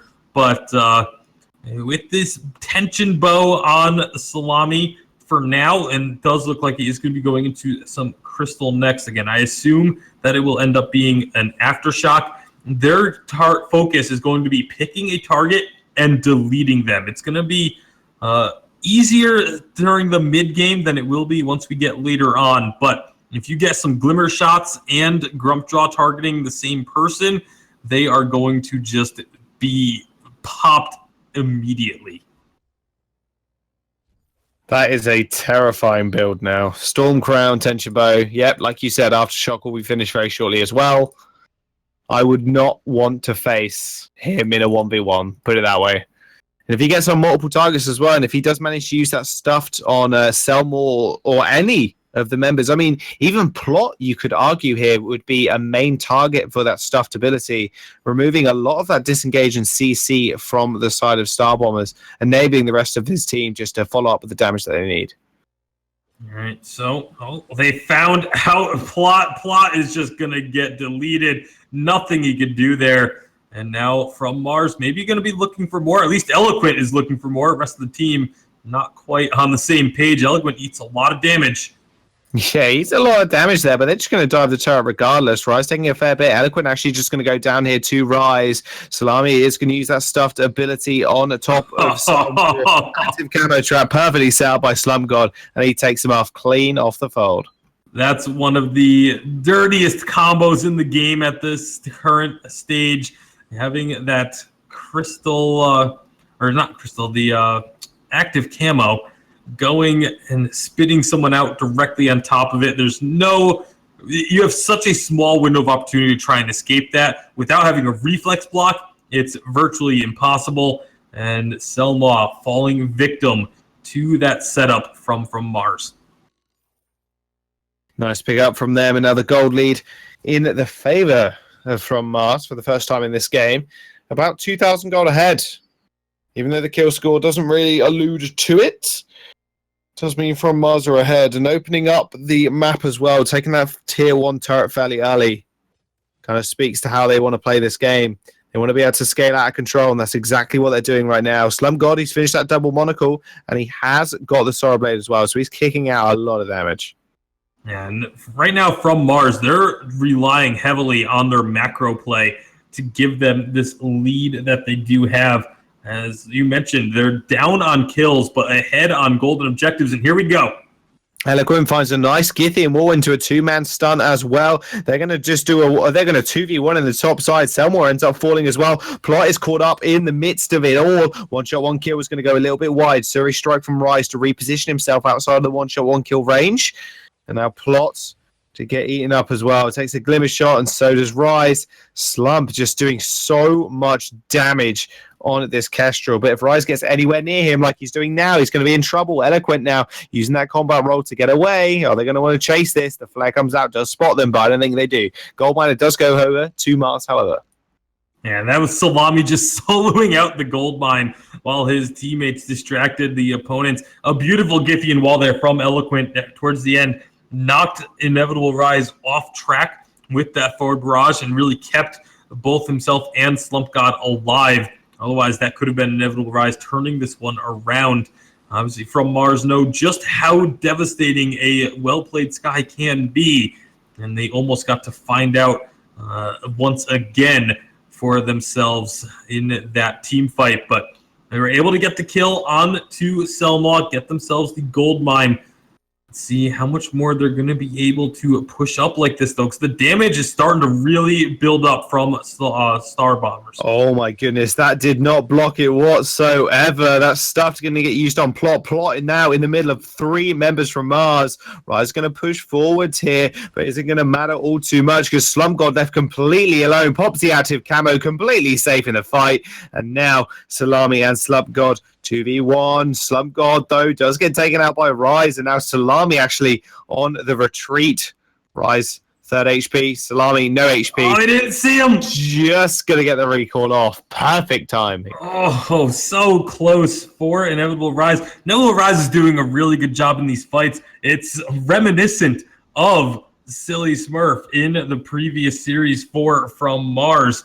But this time it's happening against them as opposed to for them.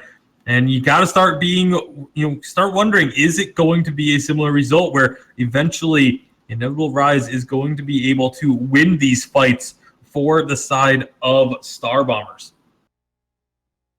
Well, we'll have to allude to that later, I guess. I mean, at the moment, it does seem to be going Mars's way. As long as the Slump God is able to actually be free in a lot of these situations and a lot of these fights to just play the fight how he wants, but a lot of CC and with the ability for Plot to just immediately engage on Slump God is going to be the main course of issue for them. All right, so we're approaching the 15-minute mark. Kraken is about to spawn from Mars, wants to take this gold miner one last time before she spawns. They will be able to do so. A decent gold payout and keeps them ahead of their opposition in terms of the gold. Now they need to be careful against Selma, going for a very offensive build. Same thing with Inevitable Rise. Both of them are going to be hitting pretty hard. And we'll see where the defensive itemization comes out. Looks like both of the members or both the damage dealers from Mars are going to be prioritizing their defense against the Inevitable Rise. So very likely they will continue to try and target Selma as their priority target. Maybe using Stuffed on the Plot to prevent the healing from coming through. Eloquent's going in. He's going to go in, and he's going to go in hard. Slump left completely alone again. Beautiful Githian wall as well, coming through from the Lance. Another nice one to stun up Plot. That was a disengage there, coming out from Mars after that death from above did come out from Rise. Slump God now trying to find an entrance into that fight. They're going to trigger that scout trap, but they're going to be able to back off now. Still with a massive control over this Kraken. Does it look like they're actually going to want to start this one up?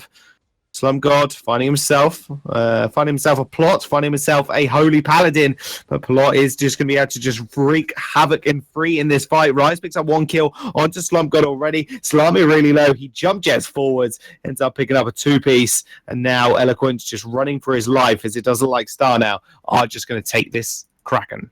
And Inevitable Rise using the movement speed off of target locking onto Kraken to try and chase onto Eloquent.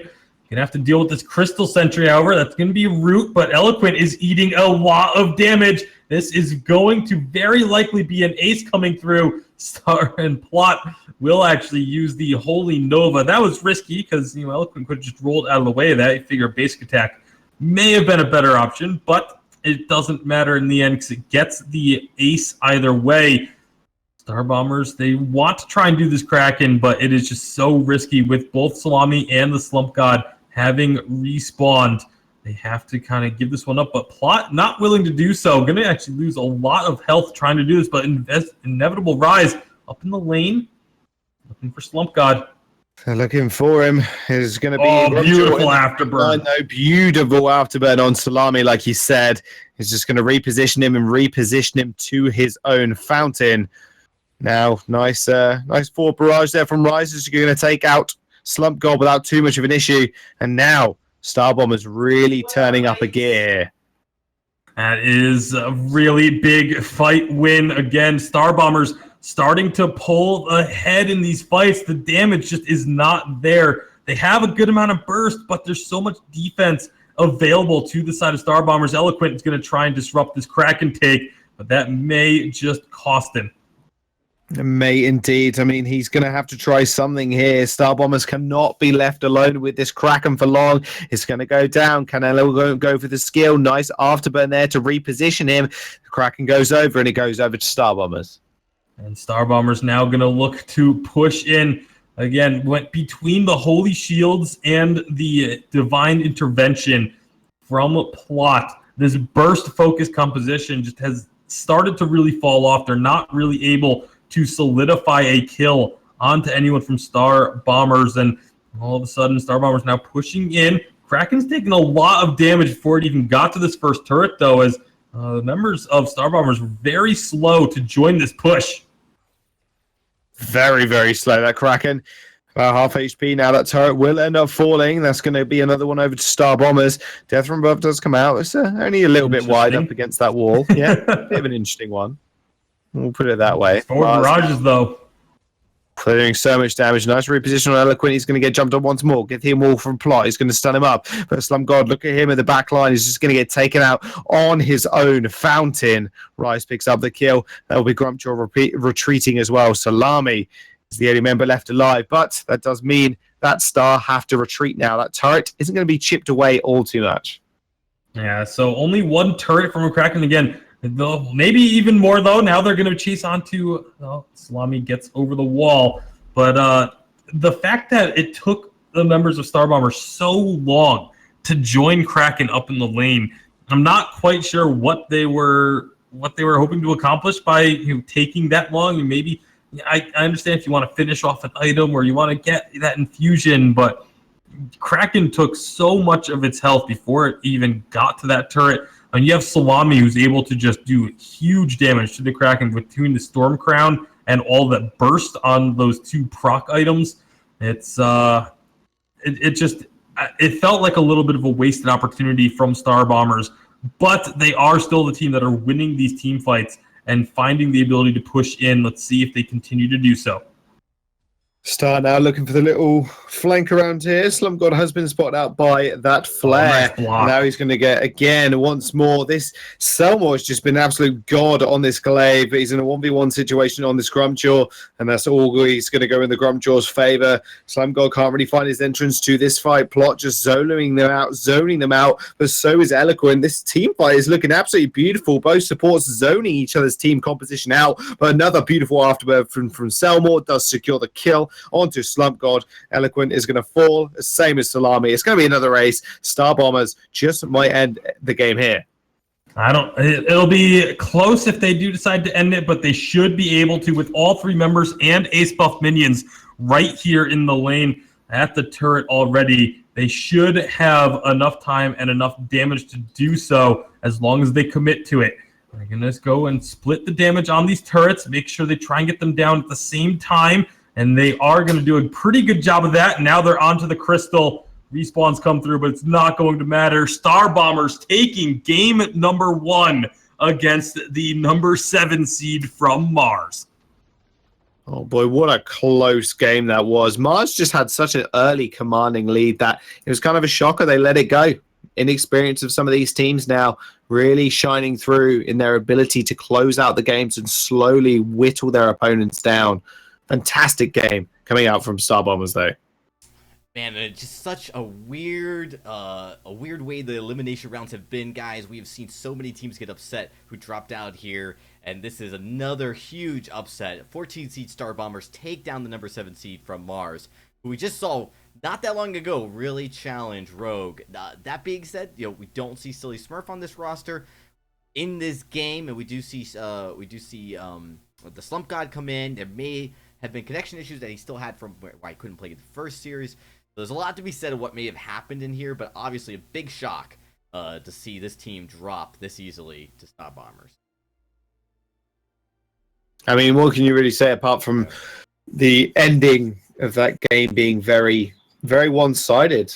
Again, Star Bombers had not so much as an inkling head in the early game, but from Mars just letting that one slip through their fingers, it seemed. I feel like a little bit of it was also a compositional issue here because it was so much burst focus and so much early game focus from the side of From Mars, and burst compositions definitely struggle into a Grace and a Sky. I mean, the ability to reposition, and once that initial burst starts, Sky can just reposition so easily, and Grace can provide so much defense to negate that burst. It just the composition as a whole ended up, once we got to that mid to late game, not working out.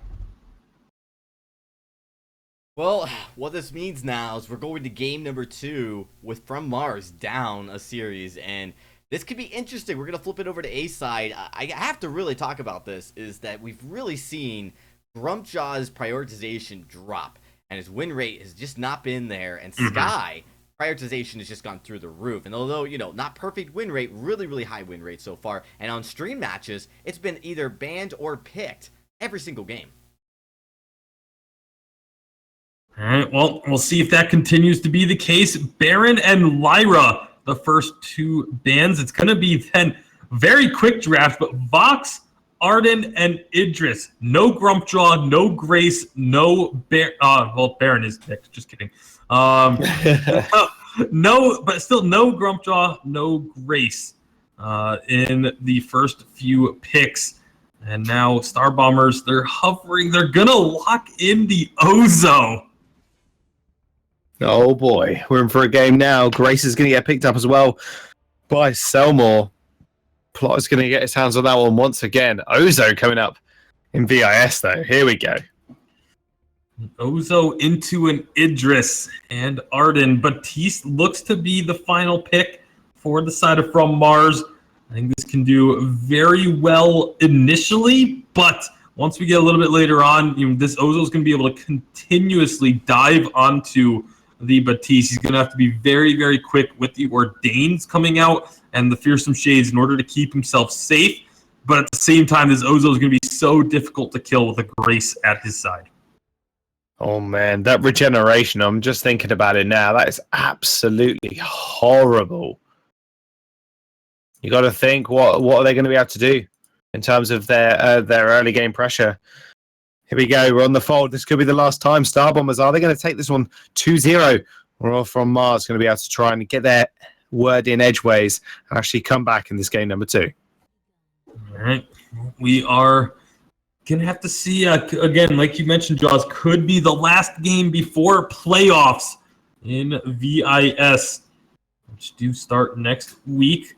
It looks like Selma is going to be starting with the Weapon Blade and Crystal Bit just to make that early farm a little bit easier. Plot is going to have to play a little more defensively. Typically you see this Grace trying to go for the very aggressive early game, but Eloquent is once again going to be trying to delay the opposing jungler and give an edge to his team. Actually steals away the Treant as well. This is everything that Eloquent was hoping for. It's going to make the jungle take that much longer for Star Bombers, and he gets a little bit of the gold. That is perfect. Oh man, it's like he's practiced this strategy so many times. He's in the jungle again for Star. He's going to start up his healing camp in the front side as well. The Slump God actually pushed in really early against Rise in the lane, and it went fairly low there. Doesn't get rooted up. Actually, he's going to steal the camp again. Yeah. Oh, Eloquent. Great job with this Arden taking both of the Treants. And that was without having Blood for Blood. Those were taken with the Vanguards onto himself. And just basic attacks. So excellent job to start off the jungle. It allows Salami to just farm up safely and have a bit of an edge when it comes to the jungle gold, at least for the early game. We'll see if they can translate that into a lead in the mid game or into the lane. We'll have to wait and find out. Here we go. You might just jinx it though, man. I don't want to put anything on it just yet.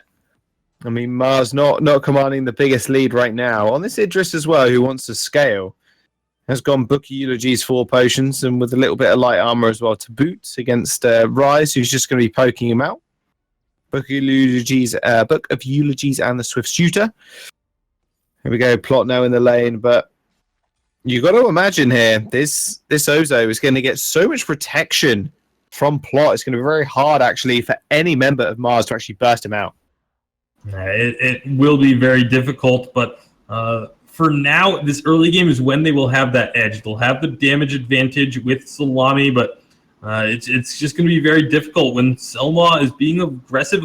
Also, interesting to note, in Inevitable Rise and Selma swapping roles for this game number 2, but they're going to be getting a lot of damage onto Eloquent. Not enough for a kill, but just showcasing what they're going to be able to bring to the table already early on if they try and chase onto Salami a little bit. Yeah, Salami is going to be able to back off to his own jungle, though, so he should be all right, although Plot has found him. Eloquent as well is going fairly low, holding over onto 2 people. They're just going to bounce straight on in there. Big acro bounce. Oh, my goodness. That acro bounce was devastating. Plot with the double knock up on the Holy Nova, straight into acro bounce. Selmore showing up massive. Yeah, a huge Holy Nova from Plot, able to set that up and allow Selma to get that big acro bounce. Not only finding the 2 kills for Star Bombers, but also stealing away the entirety of the From Mars jungle.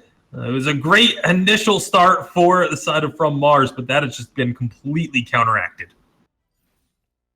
They're going to try and make a play onto Rise in the lane now. But Starbomb, oh, whoa, that was a mistake. Rise dashes forward straight into an Ordain, and he meets a bad Mojo and a fist to the face as Eloquent picks up the kill.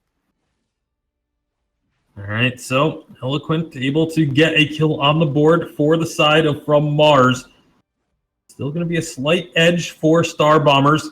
And again, I'm going to be curious to see where this Ozo build goes. There's a lot of different options. Because we don't get to see Ozo terribly frequently, we don't really have, a core Ozo build like we do for a lot of other heroes in the game. Yeah, I mean that exactly it is. It's quite interesting how this hero builds because we've seen a lot of variations. A lot of them just go Aftershock first item, which is actually he's just picked up here. Makes a lot of sense. A lot of burst potential in the Ozo anyway, so you might as well enhance that. Fountain is going to get picked up as well for Plot. So completing that item this early on is going to be very, very good for him. And now Ozo looking to fight Acro Bounce. He does use that 3-ring circus. He does get ordained, though. Ooh, bot a bad Mojo damage. Here comes the Idris stepping forward, but Plot's going to meet him in the middle. Meet him for that tussle in the 1v1 as Rise just chips away at him as well. And an interesting note about Ozo is if you ask Humanist, who is the resident Ozo expert amongst us casters, he actually heavily prefers the weapon Ozo right now over the crystal Ozo. So obviously not going to be the case here, but I've seen him mentioned a couple times, when you go crystal Ozo, you're just making it a lot more difficult for yourself. We'll see if that ends up being the case. Obviously, crystal Ozo does have its strengths, has a lot of healing, a lot of sustain, and plenty of burst with those acro bounces. There's not a whole lot, again, other than gauntlet walls if it's in the thick of a team fight, or Salami on this Batiste that can really stop those acro bounces from going through. And so hopefully for Selma, he will be able to make that ability connect, get the triple bounce off every time, and get those huge amounts of fortified health and damage. I mean, we could always see Tension Bow as well. Fearsome Shade actually onto 3 members of Star Bombers. Rise is going to be able to disengage with the boost, but they're just going to trade up a lot of that damage. Slump God almost falling into the Acro Bounce, 3-ring circus, all of the above. Samuel takes 1 kill here. Slump God ends up falling. Rise just disengaging perfectly as well, raining down those resonance bounces on 3 members of Mars. 1 kill down. Star picking up another one. That's going to be a lot of pressure in this lane and a lot of damage down to that turret as well, especially if they pick up the kill on Eloquent, who went a little bit too far forward. He's going to escape with those boots, however. That's got to be frustrating for From Mars. They put so much into trying to take down Inevitable Rise. Didn't even have Divine Intervention because Grace is still only level 5, and still he manages to get out on a sliver of health and heal back up thanks to the fountain and just excellent positioning. And then once Selma commits to taking out a target, they are going to have a difficult time escaping. It was a beautiful bangarang onto Slump God in order to set up that kill. And now looks like Star Bombers, they're starting to feel a bit more confident, starting to play a little bit more aggressive. Yeah, that's exactly what they need to do right now, especially as Ozo has hit his power spikes. He's got the Aftershock. He's got a little bit more defensive in his inventory as well. Rise is going to step forward here. That Ordain just completely ignored. Fountain's going to get popped from Mars there to keep him all nice and healthy underneath his turret. Bad Mojo is being flung out as well. Selmore maybe looking for a little flank here. He's going to get spotted out by that flare, so Bad Mojo will meet him once more. Not much energy on the side of Salami now, though. This could be an entrance in for Star Bombers. Well, this is another composition where there's going to be a lot of difficulty for Star Bombers to siege up a turret. Vox obviously is a very short-ranged carry. Obviously, Ozo and Grace being melee don't have the ability to really go diving into a turret and just poking it down. Eloquent is going to be trying to make a very sneaky play here as a captain going solo into the opponent's backs. And he will actually be able to steal these away safely, it looks like, but that is such a risky move. It's kind of a high risk, low reward, or maybe medium risk, but still pretty low reward. All he gets out of it is 2 jungle minions, and the risks involved with that. There's either A, getting caught back there, or B, having your opponents decide to go shove the lane while you're at their backs. Like it's a strange play to make. Ooh, ordained onto plot is going to stun him up for a fair amount of time, but Rise once more disengaging. Nice gauntlet to stun up 2 people, but Rise once more is just still raining down the damage. Fearsome Shade from Salami isn't going to matter. There comes the Ozo ultimate. Let's bounce as well onto 2 people, bouncing backwards, forwards. Ends up getting traded back, though. Rise is going to come up with the kill. Ace comes through for Star Bombers. They're going to take this turret, and they're going to take this next wave as well. And they have Ace Buff minions right here at the turret, so that turret's going to go down very, very quickly. Inevitable Rise heads up play, says, you know what, these minions are going to take the turret regardless. I'm going to go steal away some of this jungle. I don't know if they commit to trying to go for the Crystal Sentry. I would be very surprised if they did. That would have been extremely risky. So they do just take out all of the regular jungle camps and get themselves out to safety. But a great team fight from Star Bombers, knowing their limits, using this Ozo incredibly well to get the engages that they want. Now from Mars, trying to push up. They're trying to push up. We'll see if they can make anything of this. It's a 2v3. Ordain is going to come out. It's going to find Rise, but Plot still just performing an absolute treat on this Grace. A massive front line that is that tanky Paladin doing a fair bit of work. Selmore does take a little bit too much damage there, but Plot decides he wants to go back in anyway. Selmore about half HP. 3 Ring Circus will heal him up if he can find a target. We're 10 minutes in. There's 4k in the pocket for Star Bombers. Is looking all their game right now. And infusions coming out for each of the damage dealers on Star Bombers. And that just shows that they are going to be looking to continue fighting against their opposition, wanting to increase this lead even further, want to take more objectives off the board. They're going to go for the gold miner. They should be able to take this before the members of From Mars can get here to contest. And that is exactly what is going to happen. It's only a decent gold payout, but it's still a decent gold payout. Yeah, decent gold payout. It's a decent gold payout, right? So all money for you and less for the enemy team. That's the way I see it. Yeah, that's a great way to look at it. Is they are going to be, again, just looking for an opportunity just to find these fights, really. The side of Star Bombers, when they go in, as long as they're going in as a team, they seem to be able to find the damage. It's going to be infusion for Slump God available as well. So good job answering infusions for infusions. But Salami doesn't have one just yet, and that could be troublesome if they do go in. Both teams kind of looking to position themselves, posture up. There's a lot more poke and a lot more harass from Mars, but it looks like maybe Star Bomber's going to look to go in. Exactly, that's what they're going to do. Let's bounce. That's a nice gauntlet as well coming through for Eloquent. 2 members stunned up. Fountain's going to get used as well. Now, who's the first kill going to go over? It's going to go over to this monkey. Ends up finding one. Eloquent being the next target here. Slump God is just going to get chased down. Eloquent as well. It just doesn't really stand a chance. Star Bombers, this is really their game to win right now. Absolutely. They're going to try and chase down Slump God, but they're not going to be able to get this ace. He should be able to get away as they actually are going to give up the chase, but it's still all advantages going the way of Star Bombers right now. Oh my goodness. It's really, it's not even close at this point, I don't think. I think you can make the argument now that Star Bombers just slowly just choked this game out. 5,000 gold in their pockets, in their favor. And with Ozo being so far ahead, Broken Myth and the Aftershock, it's very hard for Slump God to kind of deal with them at this point.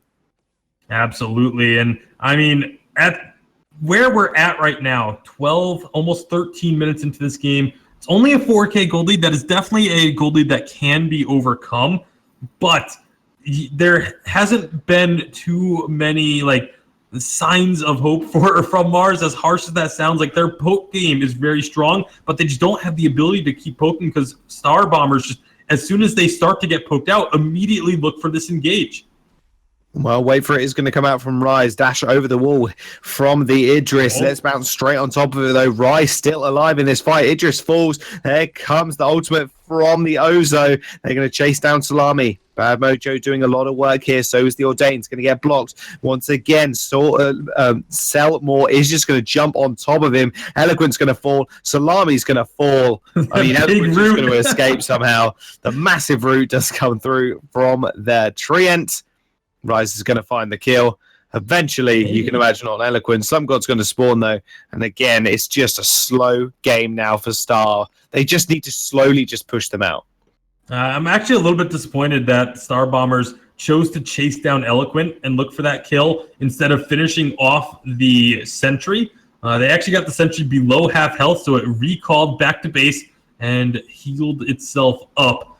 And they do eventually chase down that kill, but taking that objective would have been a bit more beneficial, at least in my eyes. But either way, Star Bombers really looking good here in this Game 2 matchup. Just if they can finish this game off, if they can continue to keep this lead that they have all the way through, they will be on into the playoffs and will have eliminated from Mars from the challengers.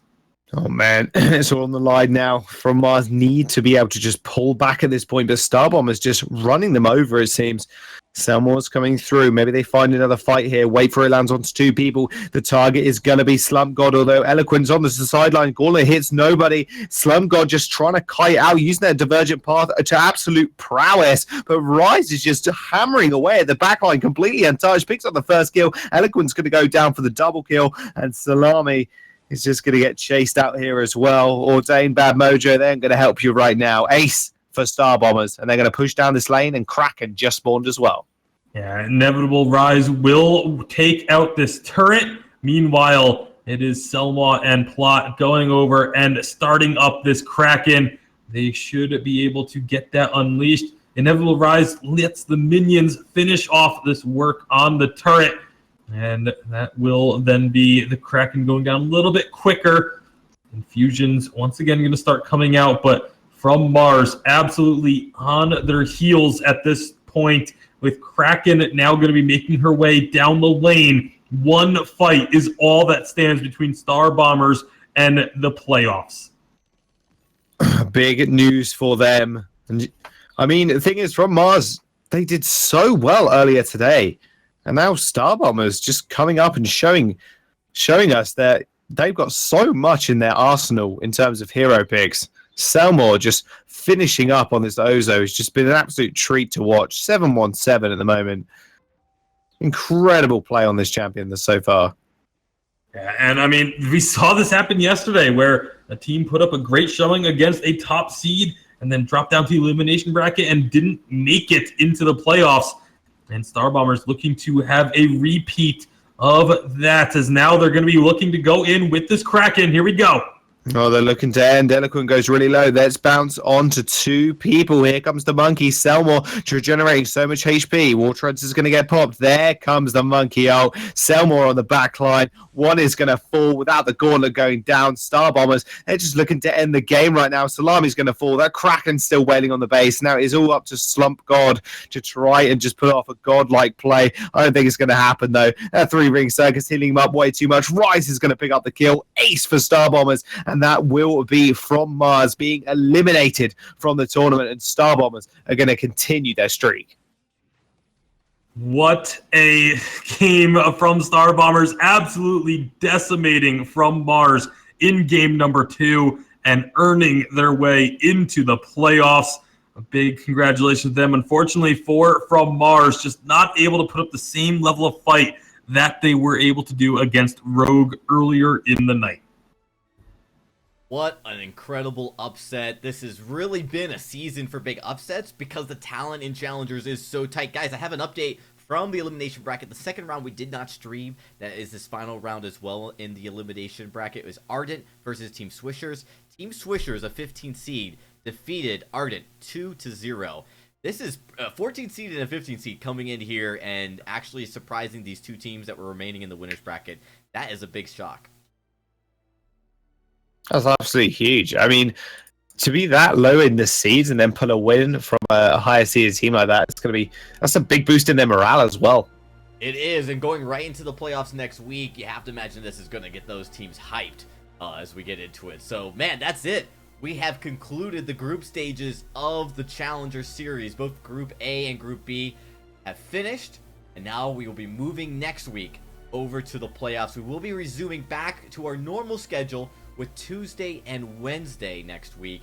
So make sure you guys tune in at the same time as always, 5 p.m. Pacific, 8 p.m. Eastern, as we will be bringing the North America Challenger playoffs to a head. It's going to be absolutely exciting. We got a lot of exciting teams in there, Tasty and Jaws, man. This has been a really, really fun season to start. And of course, it's pretty late here on the East Coast. I can only imagine how tired you must be, Jaws, being at close to 4 a.m. on your side. It's close to 5 a.m. It's 20 to 5 right now, but you know, it's been some absolutely sick games in all honesty. Oh, no, that it has. So, with that, everybody, we got nothing else to talk about. These are exciting games. Thanks, everybody, for coming out and seeing it. We wish you guys all a good night. Make sure you guys tune in next week for more action here at Split 1 of the Summer Challengers. See you then.